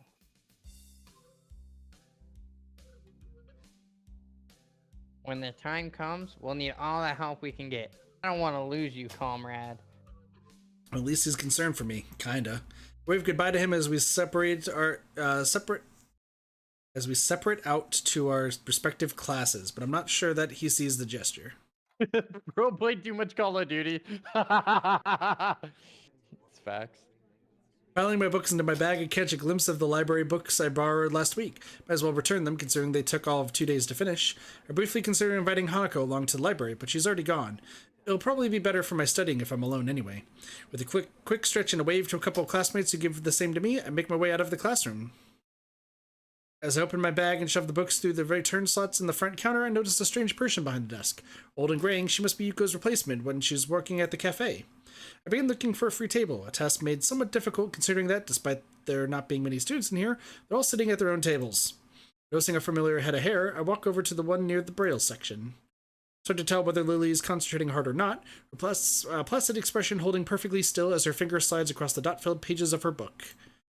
Hi, mind if I sit here? Oh, no problem at all. Trails off, evidently still focused on her business at hand. Ah, he's out.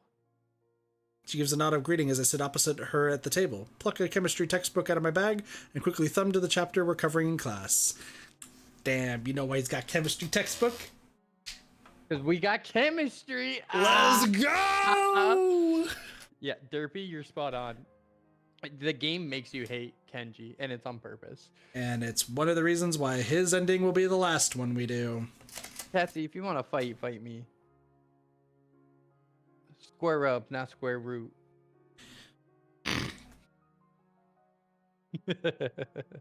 Boo! The crowd disliked that. Wow. Boo! Wow. Dang, hold on. Cats and Sparks traded places. They did. Cassie doesn't know what's up yet. Catsy decided, I was like, oh, Sparks has opened up a slot in the Twitch chat. I'll take that and Sparks takes my position. For a while, we sit there and read, each in our own way. Seeing her reminds me of what Kenji said this morning, though. That and the fact that I've never seen someone read in Braille before makes me keep throwing glances at her. I gave Catsy my Twitch card. I kind of feel guilty about it, given that she has no way to realize I'm doing so I decided to just ask her about it. Her lineage isn't exactly a state secret after all, and there was another thing I've only just noticed from her movements. Hey Lily, mind if I ask a question? Not at all. Is anything wrong? See, Derpy, I understand what you said when you mean Lilith, but Doge doesn't, and Doge should play the game. Doge is not gonna play the game. I think you would like it, says Doge the person who... has way too many FPSs to play. I still think you would enjoy it after your FPSs, sir. Heck, I would get it PC as well to play with you. You can play with these nuts in your mouth. I'm buying Doge the game at some point. I'm letting everyone know that right. God fucking damn it. Oh, did you say your line? I don't think you did. Yeah, I did. Okay. I didn't know. I was just wondering, you're at least part foreign, right? She gives a small giggle before setting her book down. I've always been amused at how squeamish people are about that. Akira's mentioned how much she and I look different from most others before. The details are a bit complicated, but I'm half Japanese, half Scottish. Oh, sorry. I'm half Japanese, half Scottish!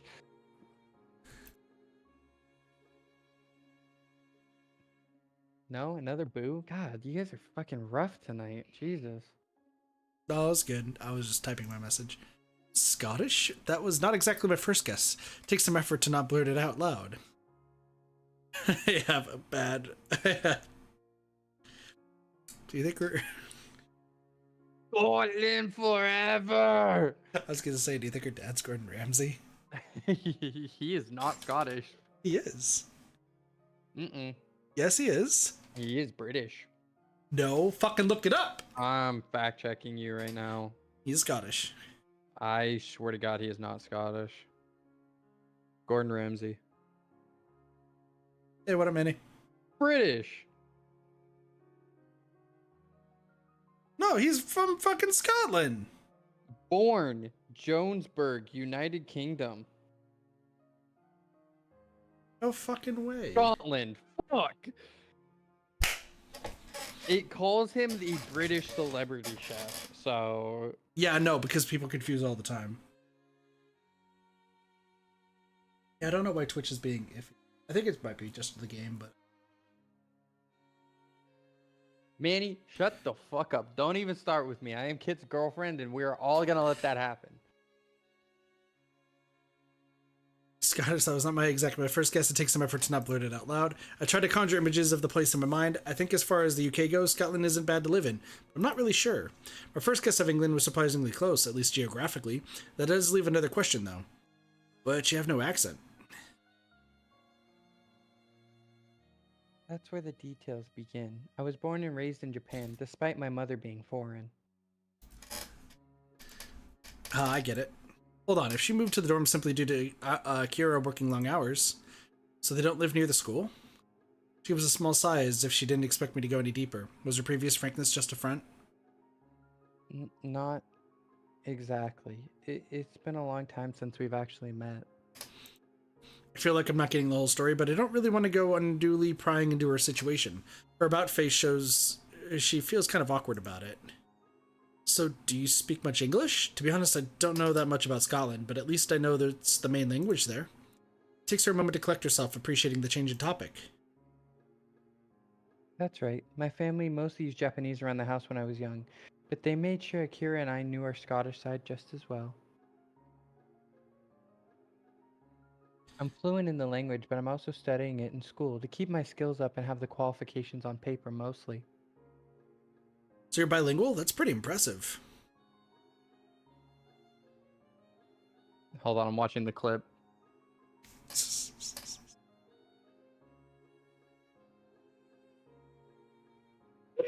such a good clip. That's such a good clip. There's quite a few good clips from this frickin' That from the is stream. such a good clip. Oh my god. Doge is in both I- chats, Ketsy. What do you mean? Bork. I wouldn't go that far. Having parents who can speak the language is a large advantage. And English books in Braille aren't too hard to buy or import, with Yukiko's help at least. That is not Yukiko, that is Yuko. God damn it. Hey for effort, man. I'm sorry, anime Yukiko. It's just... Persona 4. There's a relatively high demand for local English teachers here anyway, which also helps give me some motivation to learn it as well.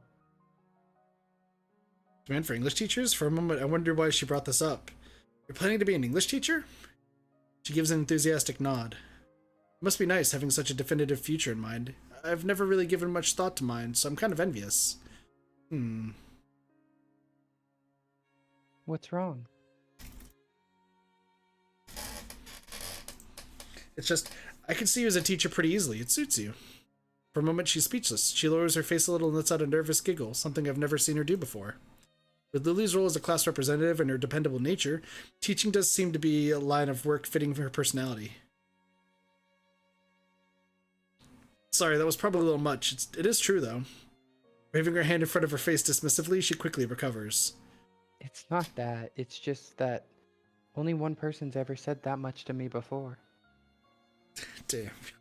Manny, no. I don't swing that way. Kiss the homies goodnight. It's not No! gay. It's not gay. I just, no. A short, somewhat awkward silence follows the discussion. Without knowing it, I ended up steering into a troublesome topic again. I should try to cheer her up a little. It was me who went and got her brooding, after all. You want to go grab lunch at the cafeteria after this? It might perk her up a bit, or at least take her mind off her apparently complicated family situation.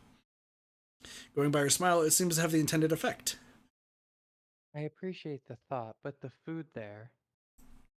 Quite a quick redirection of the conversation. She does have a point, though. The food there isn't the greatest. Maybe the Shanghai? We could ask Hanako if she wants to come as well. Ah. What is it? I almost forgot until you reminded me. Hanako's birthday is coming up soon, and I was going to go shopping in the city for a present tomorrow. If that's an invitation, I'd be happy to accompany you.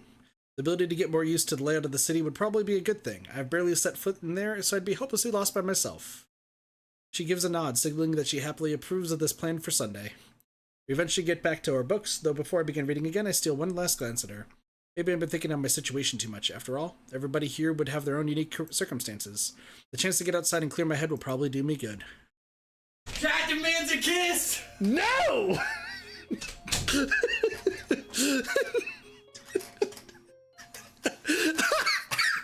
You can't stop me! Fuck off! Kiss the sheep! I missed! That's what I know how to catch! I fucking hate us so much. What do you mean? I fucking hate us so much. What do you mean? You know what I mean. We are fucking... I'm a catcher. I used to play baseball, Manny. No, kid, that's not what a catcher is. What? That's not what catcher means.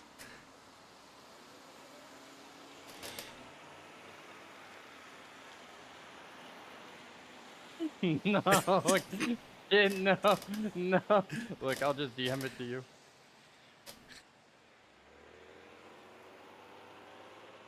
I'm so confused. Oh. The streamer dislikes that.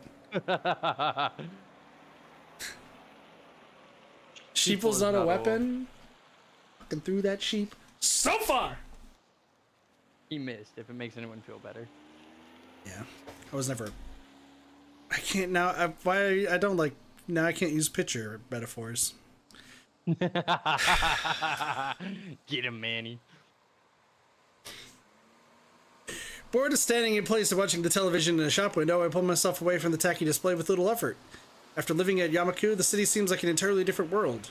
No running in the halls, calm and orderly conduct is to be used at all times in the classrooms. Students are to exit rooms after checking both directions for oncomers. Elevators are reserved for movement-impaired students, single file and stairs. Compared to such strict, almost regimental standards, the city's shopping arcade might as well be a strange country. While the school may have its fair share of hustle and bustle during the festival, the outside world is much different. It's strange, having lived in a metropolitan city before my accident, this should feel more natural than Yamaku and the surrounding town ever could. Yet it feels foreign somehow. The elevated walkways and tall buildings, each adorned with billboards taller than any 3 people, don't do anything to distract me from the passing crowd's reactions. Lily keeps one hand on my shoulder and the other holding her cane, which taps the ground with a metronome-like steadiness. Looking over to her, that neutral smile of hers still holds. Having only seen her in school uniform, I'd not have recognized her as she sat on the bench waiting for me to come, if not for her cane propped up against it and her distinctive hair. I can't tell whether they're glancing at her due to her height, her foreign looks, or her obvious blindness, or all 3. Not that any of those would make the situation any less uncomfortable than it is.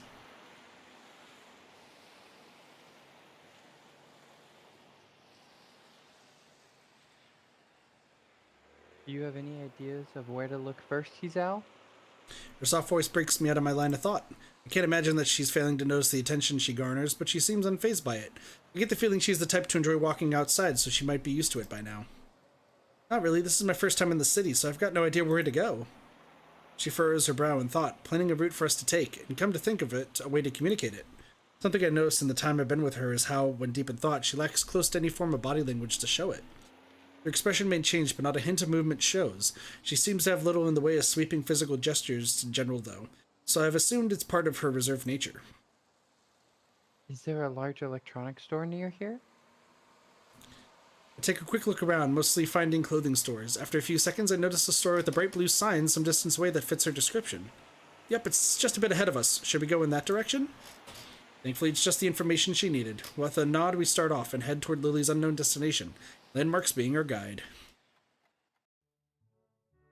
There you go. 1 vanilla, 1 chocolate. I hand the money over to the counter. Get out of here. Now get the fuck out of here! I don't know why our ice cream guy was Jersey, but he was.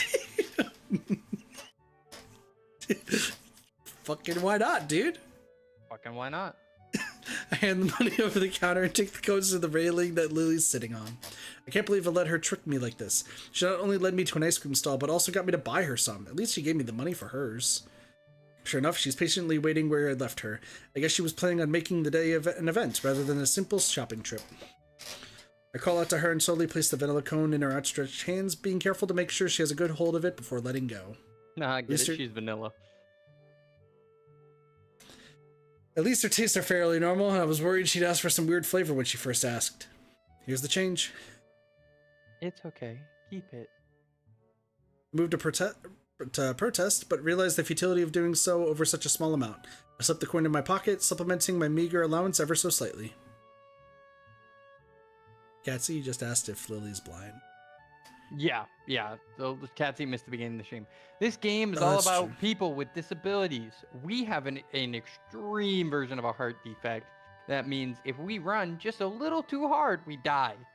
And Lily is blind, like fully, like 100%. There's a person with no arms, a person with no legs, a person who's deaf and mute, a person who's burned as shit, and then the deaf and mute person's translator that you don't think you can date, which is really sad because I would date Misha over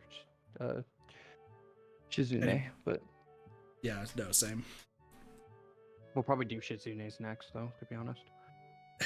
I was thinking of leaving. I feel like that's a sour note to end the thing on. Lily shows no signs of wanting to get up, so I take a seat beside her and start eating my own ice cream. The summer weather's nice. Hopefully it will hold out for a while. You too? I'm beginning to think I'm the only person who prefers winter. I contemplate her statement for a long moment. Yeah, I think you might be. Draws the intended reaction. She's cute when she's pouting. Still, I can't really imagine what's so good about winter. You can't go out without bundling up, and you'll still freeze anyway. I used to live farther north where there'd be plenty of snow to play in, so it's a little nostalgic. I don't like the heat very much either. At least you could wear a skirt, so don't complain about that. She gives an amused giggle as we both get back to finishing off our already melting cones. I idly sit and watch the crowds going by as we eat, catching bits and pieces of conversation. Looking to Lilly, I see her dutifully licking her ice cream from the top downwards, blissfully unaware of the fact that it's beginning to melt. It's melting. Where? Down a bit? Yeah, Kit, down a bit. Just waiting for that. She lowers her mouth on the top of the cone, but has no idea of exactly where the ice cream is dripping. Which follows is a game of guiding her left and right until she finally finds it. To the onlooker, it must seem absolutely bizarre. A girl with her eyes closed, turning her cone over and over as the guy next to her gives her instructions. A strange variant of childhood blindfold games, maybe. In good time, we finally finish our treats and while away the time conversing casually. Caught mid-sentence, Lily perks her head in her trademark manner. It's an unmistakable sign that something's caught her attention. Ah. What is it? Is Akira somewhere over there? I think I heard her. I raise an eyebrow as I look in the direction she's facing, somewhat doubtful of her ability to pick up Akira's lone voice in the din. Sure enough, though, a blonde girl in a suit can be seen through the tiny gaps between people walking every which way. I raise a hand and wave, trying to catch her attention. Sato! Hey, Sato! She stops in her tracks and looks towards me, evidently noticing my calls. As she does, I notice someone walking beside her. I can't get a good look at whoever it is, though, before the two begin walking towards where we are. As they reach us, Lily and I stand and dust ourselves off. Akira? Hey, you two. She nods towards me, a gesture which I quickly return. My gaze shifts towards the young girl next to her, and our eyes meet.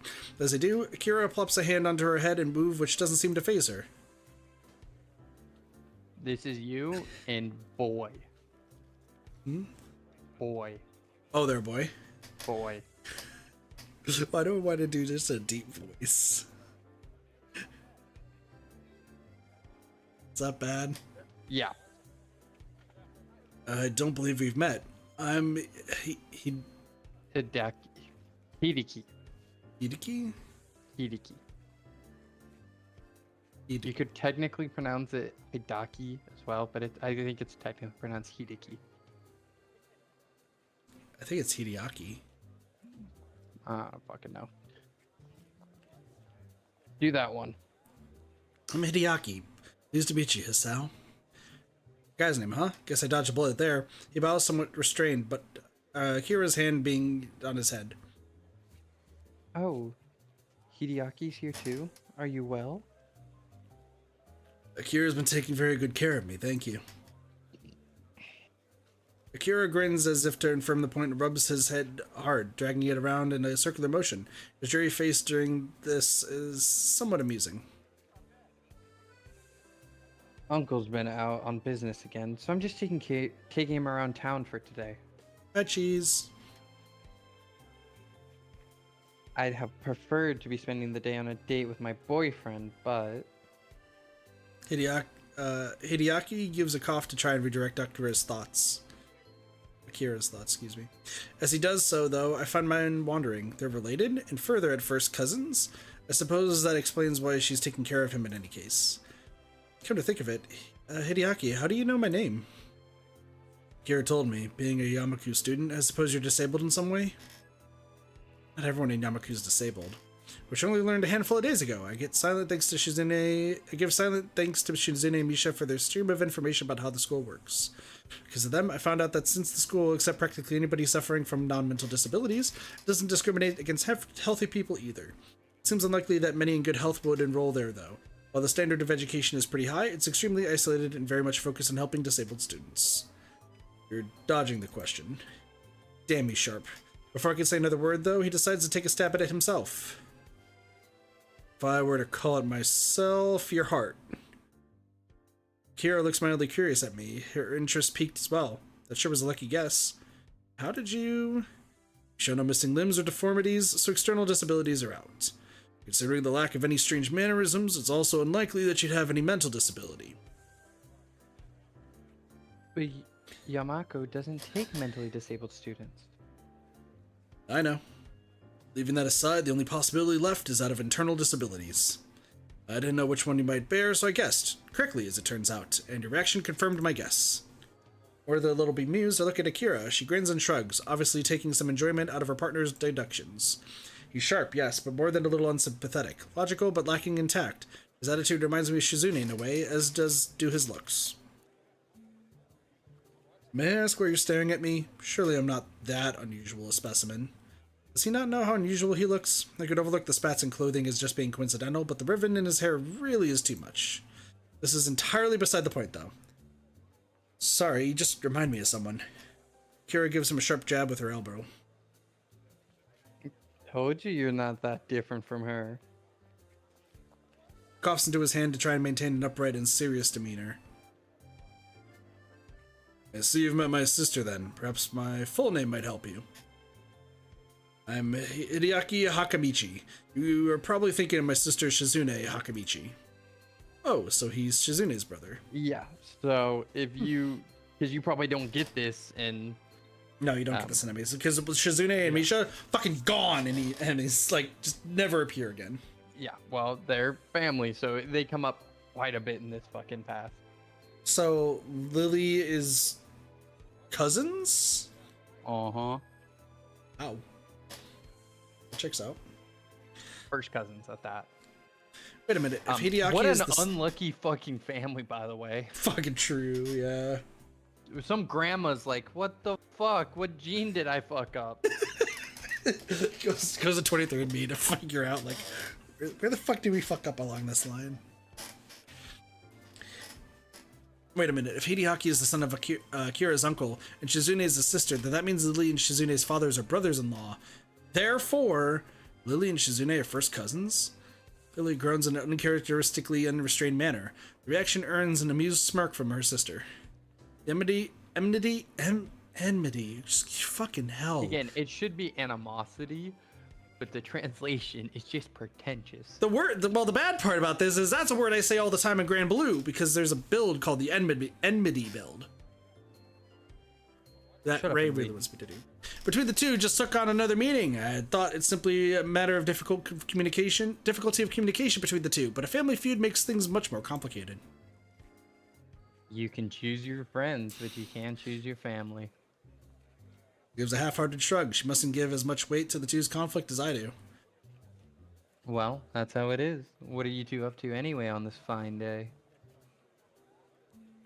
We're shopping for Hanako's birthday present. The day will be coming up soon, so this is the last chance we'll have before school starts again for the week. Akira makes a strange face as if Lilly had just said that the sky wasn't blue and the clouds not white. Isn't her birthday on the 10th next month?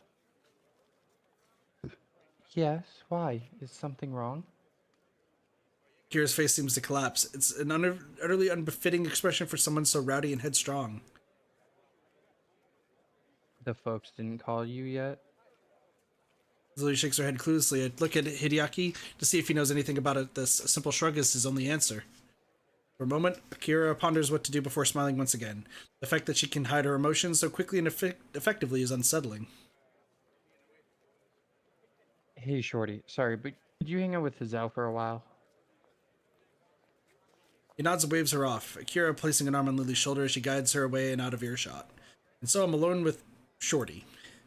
Hey, Shorty. I would have a conversation with myself. Give me 1 second. So, nice weather, isn't it? Seems so. Wah! I guess they dumped us. Indeed. What a farcical... Farcical?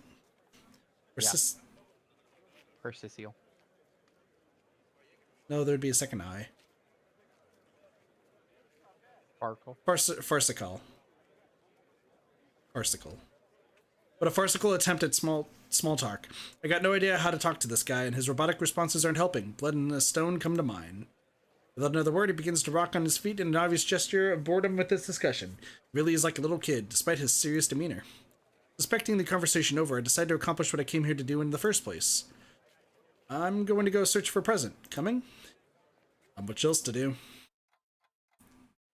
In a little while, we come to a small shop besides a convenience store. Once the store windows aren't filled with electronics and computer games, but dolls, stuffed bears, and all manners of wood-crafted oddities. Fellows antiques? An antique store? Well, if there's anything in this town that'd suit Hanako, I guess it'd be here. I reach for the old-looking door handle, but pull back at the last minute as I realize my companion's gone adrift. Not coming in? I'll just be in the newsstand for a while. Don't mind me. His voice makes it painfully clear he has zero interest in what's in the store, and that he doesn't feel obligated to follow me. As he wanders off without another word, I push the thick wooden door and enter the store, a bell above me ringing out. I hate this so much. I hated English 5-6 years ago as it was. I don't want to be back. I'm sorry I majored, or attempted to major in it. Like words. Doge makes fun of me for liking words. I think that is the most useless degree that you could have taken besides like drama.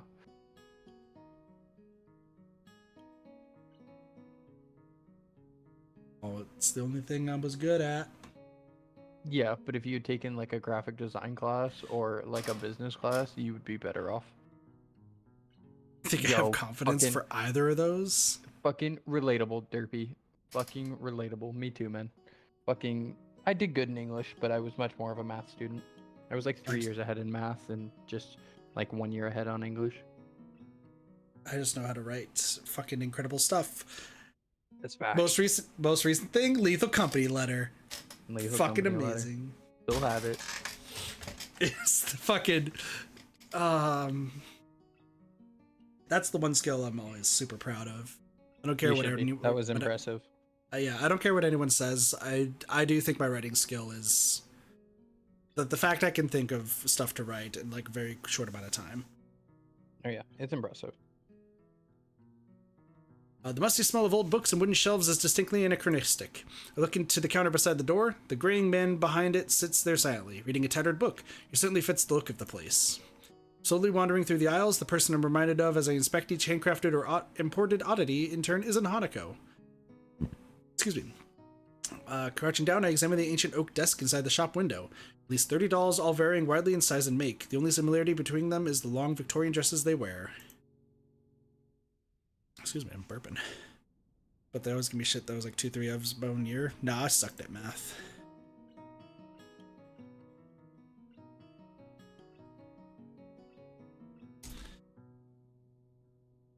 I turn the price tag of one that looks to be about waist height. It's not in my price bracket at all. I do the same to each of them, getting more and more depressed as they get smaller and smaller in size. That is until I reach the very smallest one. It's affordable, just yet of quality make and with long auburn hair and a little blue dress. I decide that it's the kind of present Hanako would appreciate, pretty looking and far from gaudy. After I carefully pick it up, I decide to keep looking around the store. I'm not sure whether it's because I like the atmosphere or out of simple curiosity. Peeking around the corner before I go to the next aisle, I see that the shelves on this one are stocked with wooden toys, from toy cars to intricate automatons. Tucked behind a line of nutcrackers, I notice a little plain wooden box. It feels surprisingly light as I pick it up with my free hand. The lid only needs the smallest movement to pop open. The little metal drum inside begins to rotate immediately. For seconds on end, I simply stand there listening to the palm-sized melody. As it plays, I take the tiny price tag in my fingers and bring it to my face. The minuscule cursive writing takes some effort to read. It's affordable, sort of. Grimacing slightly, I close the lid and make my way to the counter with doll and music box in hand. When I lay the two on the counter, the man behind it sits up and takes stock of them. He doesn't hide very well his surprise at someone of my age buying them. It's painful, but I hand over the money for the two and leave the store with a small, opaque bag in hand. Hideaki being there takes me by surprise. Oh, hi, I thought you'd be at the newsstand. Kira gave me a call. She's waiting for us at the fountain with Lilly. At least it solves the issue trying to find them again. We head off back to the fountain. Hideaki's immaculate posture and presentation, despite his appearance, makes for a strange contrast even as we walk. Lilly and Akira stand there waiting for us, their faces hard to read. Hey, you ready to go, shorty? Hideaki's mood seems to improve as he rejoins her. See you, Lily. Thou? Tell Hanako I said happy birthday. We will. Bye. Goodbye, Akira. And with that, the two disappear into the fracas of the afternoon city crowd.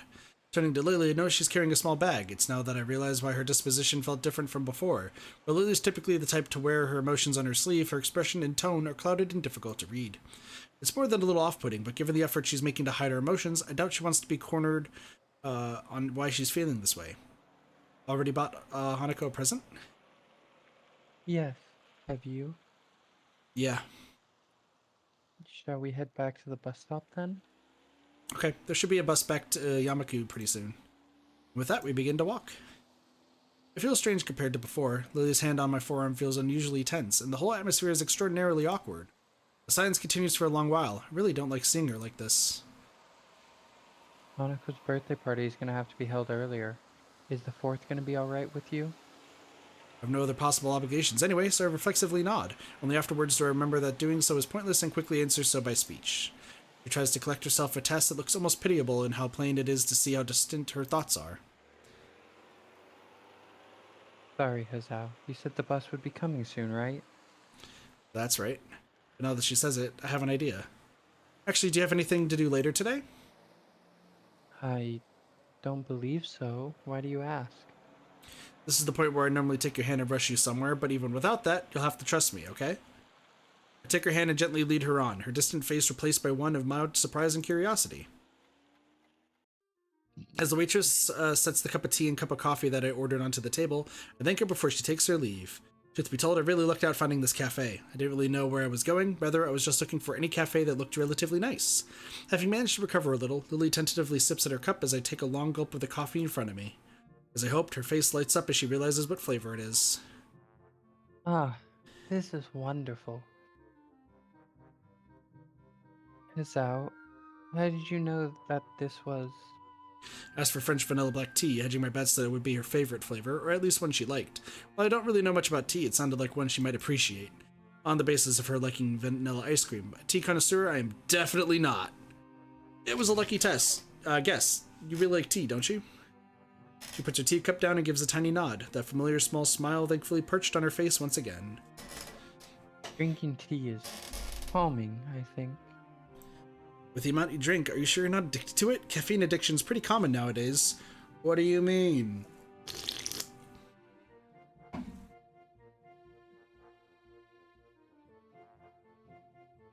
Did I ever say I wasn't? She lets out a giggle as my head drops. We all have our vices, I suppose, and there are worse things to be addicted to. Cocaine. French vanilla black tea, huh? I'll have to remember that. For a while, we both silently drink. It's comforting to have someone like her nearby in such new surroundings, even if it's just the two of us sitting in silence. I begin to wonder if this feeling is the same for her until she sets down her cup.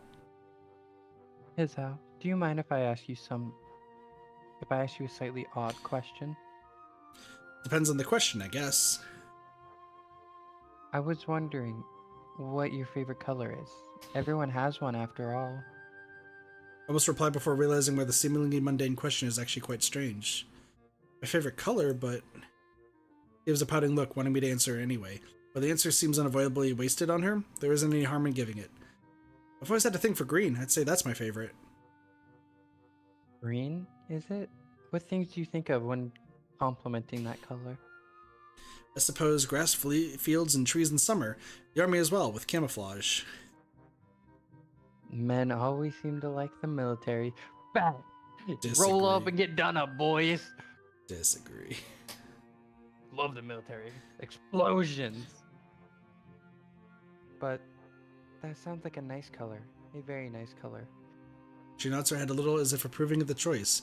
Considering how foreign the concept of color is to her mind, labeling it by association seems reasonable enough.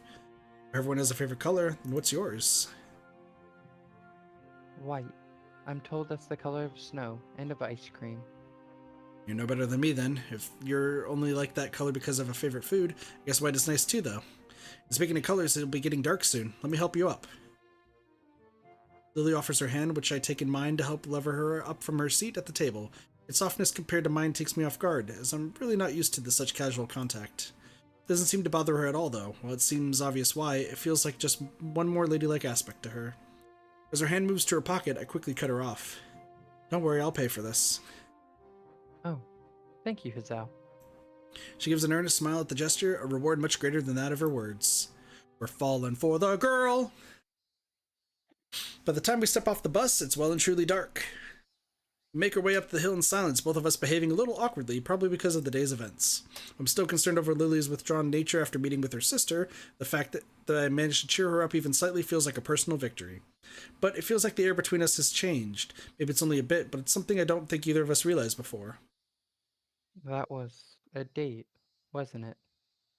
It was. That doesn't elude either of us, the question's answer being so self-evident as it to be rhetorical. Awkward as it may be, I don't think this feeling is bad. In fact, quite the opposite. I don't know what it is, I certainly can't be sure, but it feels like something a little more than friendship. Understanding, empathy, searching for words to adequately describe it is difficult. Nonetheless, would you like to do this again sometime, Lily, without shopping for presents? The tentative question is met with the same look from Lily as before. Her pale skin makes the rosy tint of her cheeks just slightly more noticeable in her face, though still pointed to the street ahead of her, lowers just a little. Okay. Damn, you ask your girl on a date and she just hits you with the okay. That's my Bro. life. Fucking welcome to my life, Doge. Alright. I recommend we pause and save here. I think it's a good stopping point, and with only 13 minutes left, I think that that's a vibe.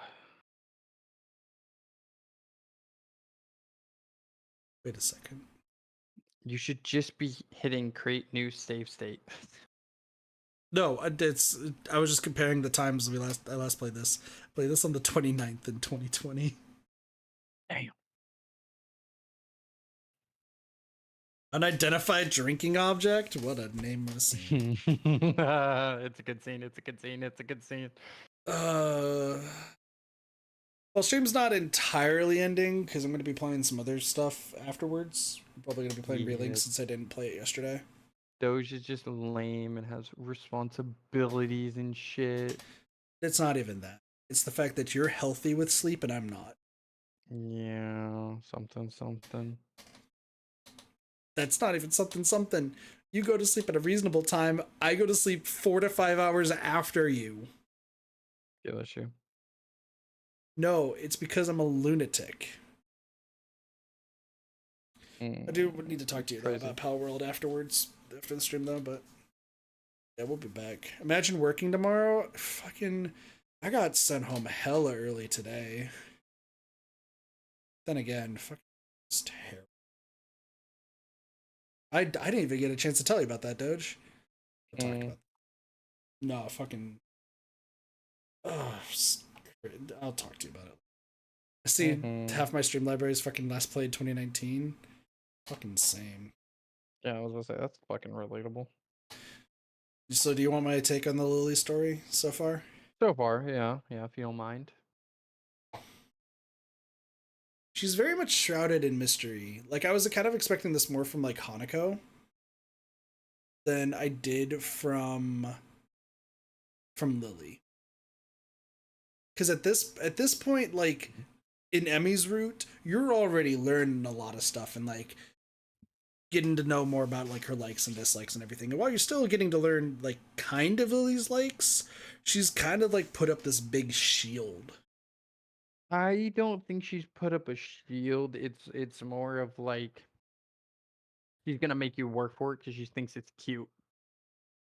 Yes. I don't know. To me, it more so feels like a shield that she just. I guess it's more of the fact that she just wants to open up slowly, and doesn't want to like reveal all about her, just like in due time. Compared to which I would assume Hanako would be like, I don't want to tell you fucking anything for a while. Yeah, Lily is very much in control of her situation. Hanako's just shy. Yeah, exactly. I still think I like. Once again, I'm biased, and probably it's because my particular taste. I still feel like I like Emmy more, but I mean, I can't say that I'm not sure about. Like, I can't give a definitive answer on Lily stuff because I want to finish Lily stuff to make that determination. I just think right now in Lily's story, I feel like I've learned a lot more about Emmy, and like weirdly enough can like relate to some of like Emmy's things compared to Lily. And just I understand Hisao's situation of just being okayed after a date. ... okay. Fucking my life. Yeah, but obviously it was a good okay. Yeah, no, exactly. I think again, because I never see the word doesn't come out a lot in it. I think it's more of a sure than it is like an okay. Yeah. But yeah, no, I get you. Lily's much more shrouded in mystery. Hanako isn't necessarily shrouded in mystery. It's just like she doesn't want to talk about it. Yeah, See which once again why. we'll get to hers at some point. But Like you're no, not digging Lily out of a shell. You have to dig yeah, Hanako out of a shell. yeah, and then at least with with Lily's, like I do enjoy like how this is all progressing. You know, I do enjoy it. So, when do you? Because we're essentially not playing any like collab stuff other than this until we finish Lily's route. I would say Valentine's Day. You, why would we stream this on Valentine's Day? Girlfriend busy.